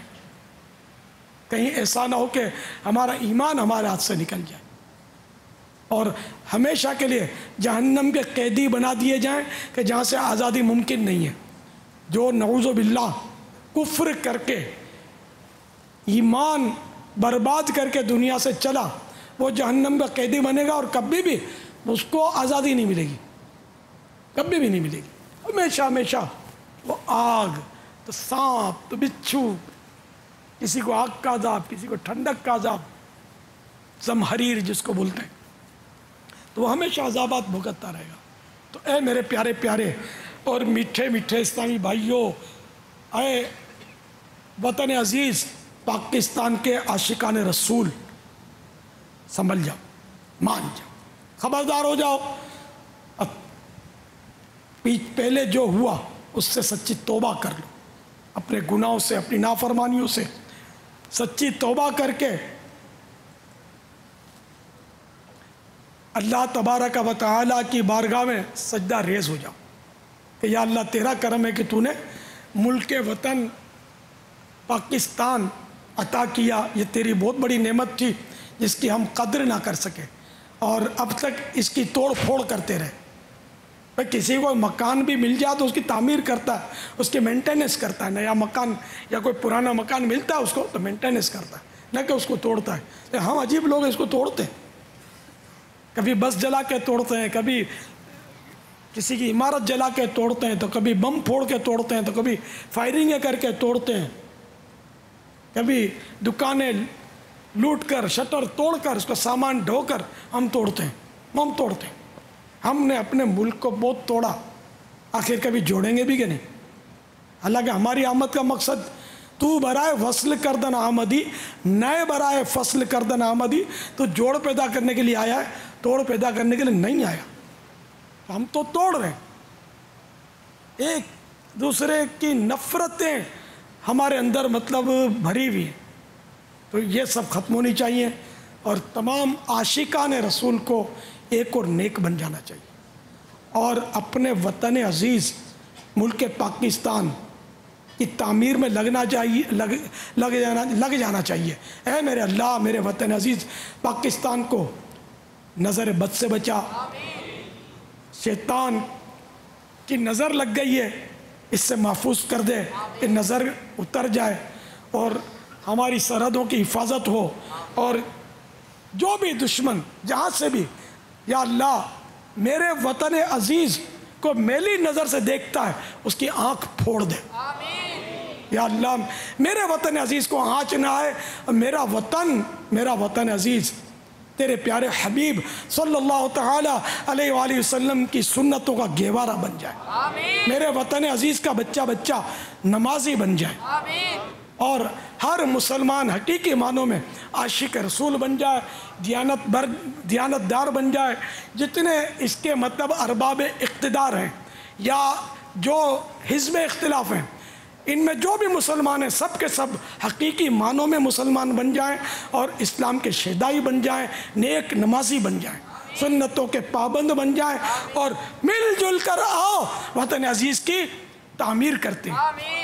صلو علی الحبیب صلی اللہ تعالی۔ یا خدا پاک وطن کی تو حفاظت فرما، یا خدا پاک وطن کی تو حفاظت فرما، یا خدا پاک وطن کی تو حفاظت فرما، فضل کر اس پہ صدا سایہ رحمت فرما، فضل کر اس پہ صدا سایہ رحمت فرما، مرحبا پاک وطن پاکستان، مرحبا پاک وطن پاکستان، مرحبا پاک وطن پاکستان، دے ترقی اور عنایت اسے برکت فرما، دے ترقی اور عنایت اسے برکت فرما، یا خدا پاک وطن کی تو حفاظت فرما، شکر صد شکر مسلمان ہو پاکستانی، شکر صد شکر مسلمان ہو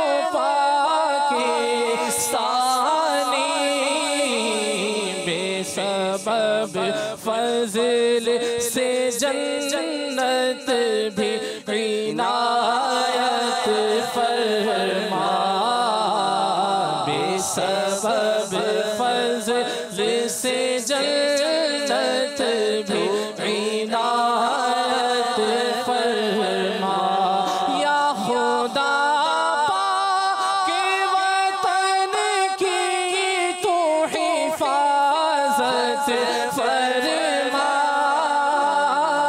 یا خدا پاک وطن کی تو حفاظت فرما فضل کر اس پہ صدا سایہ رحمت فرما اللہ فضل کر اس پہ صدا سایہ رحمت فرما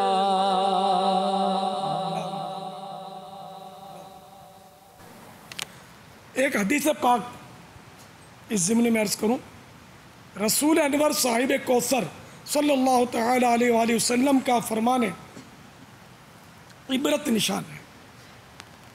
یہ ابن ماجہ کی حدیث ہے۔ ایک گروہ مہاجرین 5 خصلتیں ایسی ہیں کہ میں اللہ عز و جل سے پناہ چاہتا ہوں کہ تم ان کو پاؤ۔ نمبر 1، جب بھی کسی قوم میں فحاشی ظاہر ہوئی اور وہ اسے علانیہ کرنے لگے تو ان میں ایسے امراض پھوٹ پڑے جو ان سے پہلے لوگوں میں نہ تھے۔ نمبر 2، جو لوگ ناپ تول میں کمی کرنے لگے تو ان کی پکڑ قحط سالی، سخت تکلیف اور حکمرانوں کے ظلم سے کی گئی۔ نمبر 3، جن لوگوں نے اپنے اموال کی زکوٰۃ ادا کرنی چھوڑ دی ان سے آسمان کی بارش روک لی گئی، اور اگر چوپائے نہ ہوتے تو ان پر بارش نہ ہوتی۔ نمبر 4، جن لوگوں نے اللہ عز و جل اور اس کے رسول صلی اللہ تعالی علیہ وآلہ وسلم کا عہد توڑا ان پر غیر قوم سے دشمن کو مسلط کر دیا گیا تو اس نے ان کا مال چھین لیا۔ اور نمبر 5، جس قوم کے حکمرانوں نے اللہ عز و جل کی کتاب کے خلاف فیصلے کیے اللہ عز و جل نے ان کے درمیان آپس کے جھگڑے ڈال دیے۔ صلو علی الحبیب صلی اللہ تعالی علی محمد۔ تو میٹھے میٹھے پیارے پیارے اسلامی بھائیوں، انشاءاللہ عز و جل 13 اگست تو انشاءاللہ ملک پاکستان میں جہاں بھی ہفتہ وار اجتماع ہوتے ہیں جی باپا، وہاں اجتماع کے بعد ملک پاکستان کی آزادی کے جشن کے سلسلے میں 2 شکرانے کے نوافل با جماعت ادا کیے جائیں گے انشاءاللہ۔ عالمی مدنی مرکز فیضان مدینہ میں ظہر کی نماز کے فوراً بعد انشاءاللہ عز و جل پاکستان کے جشن آزادی کی خوشی میں شکرانے کے نوافل با جماعت ادا کیے جائیں گے، اور اس کے بعد انشاءاللہ عز و جل نگران شورا سنت و برا بیان فرمائیں گے۔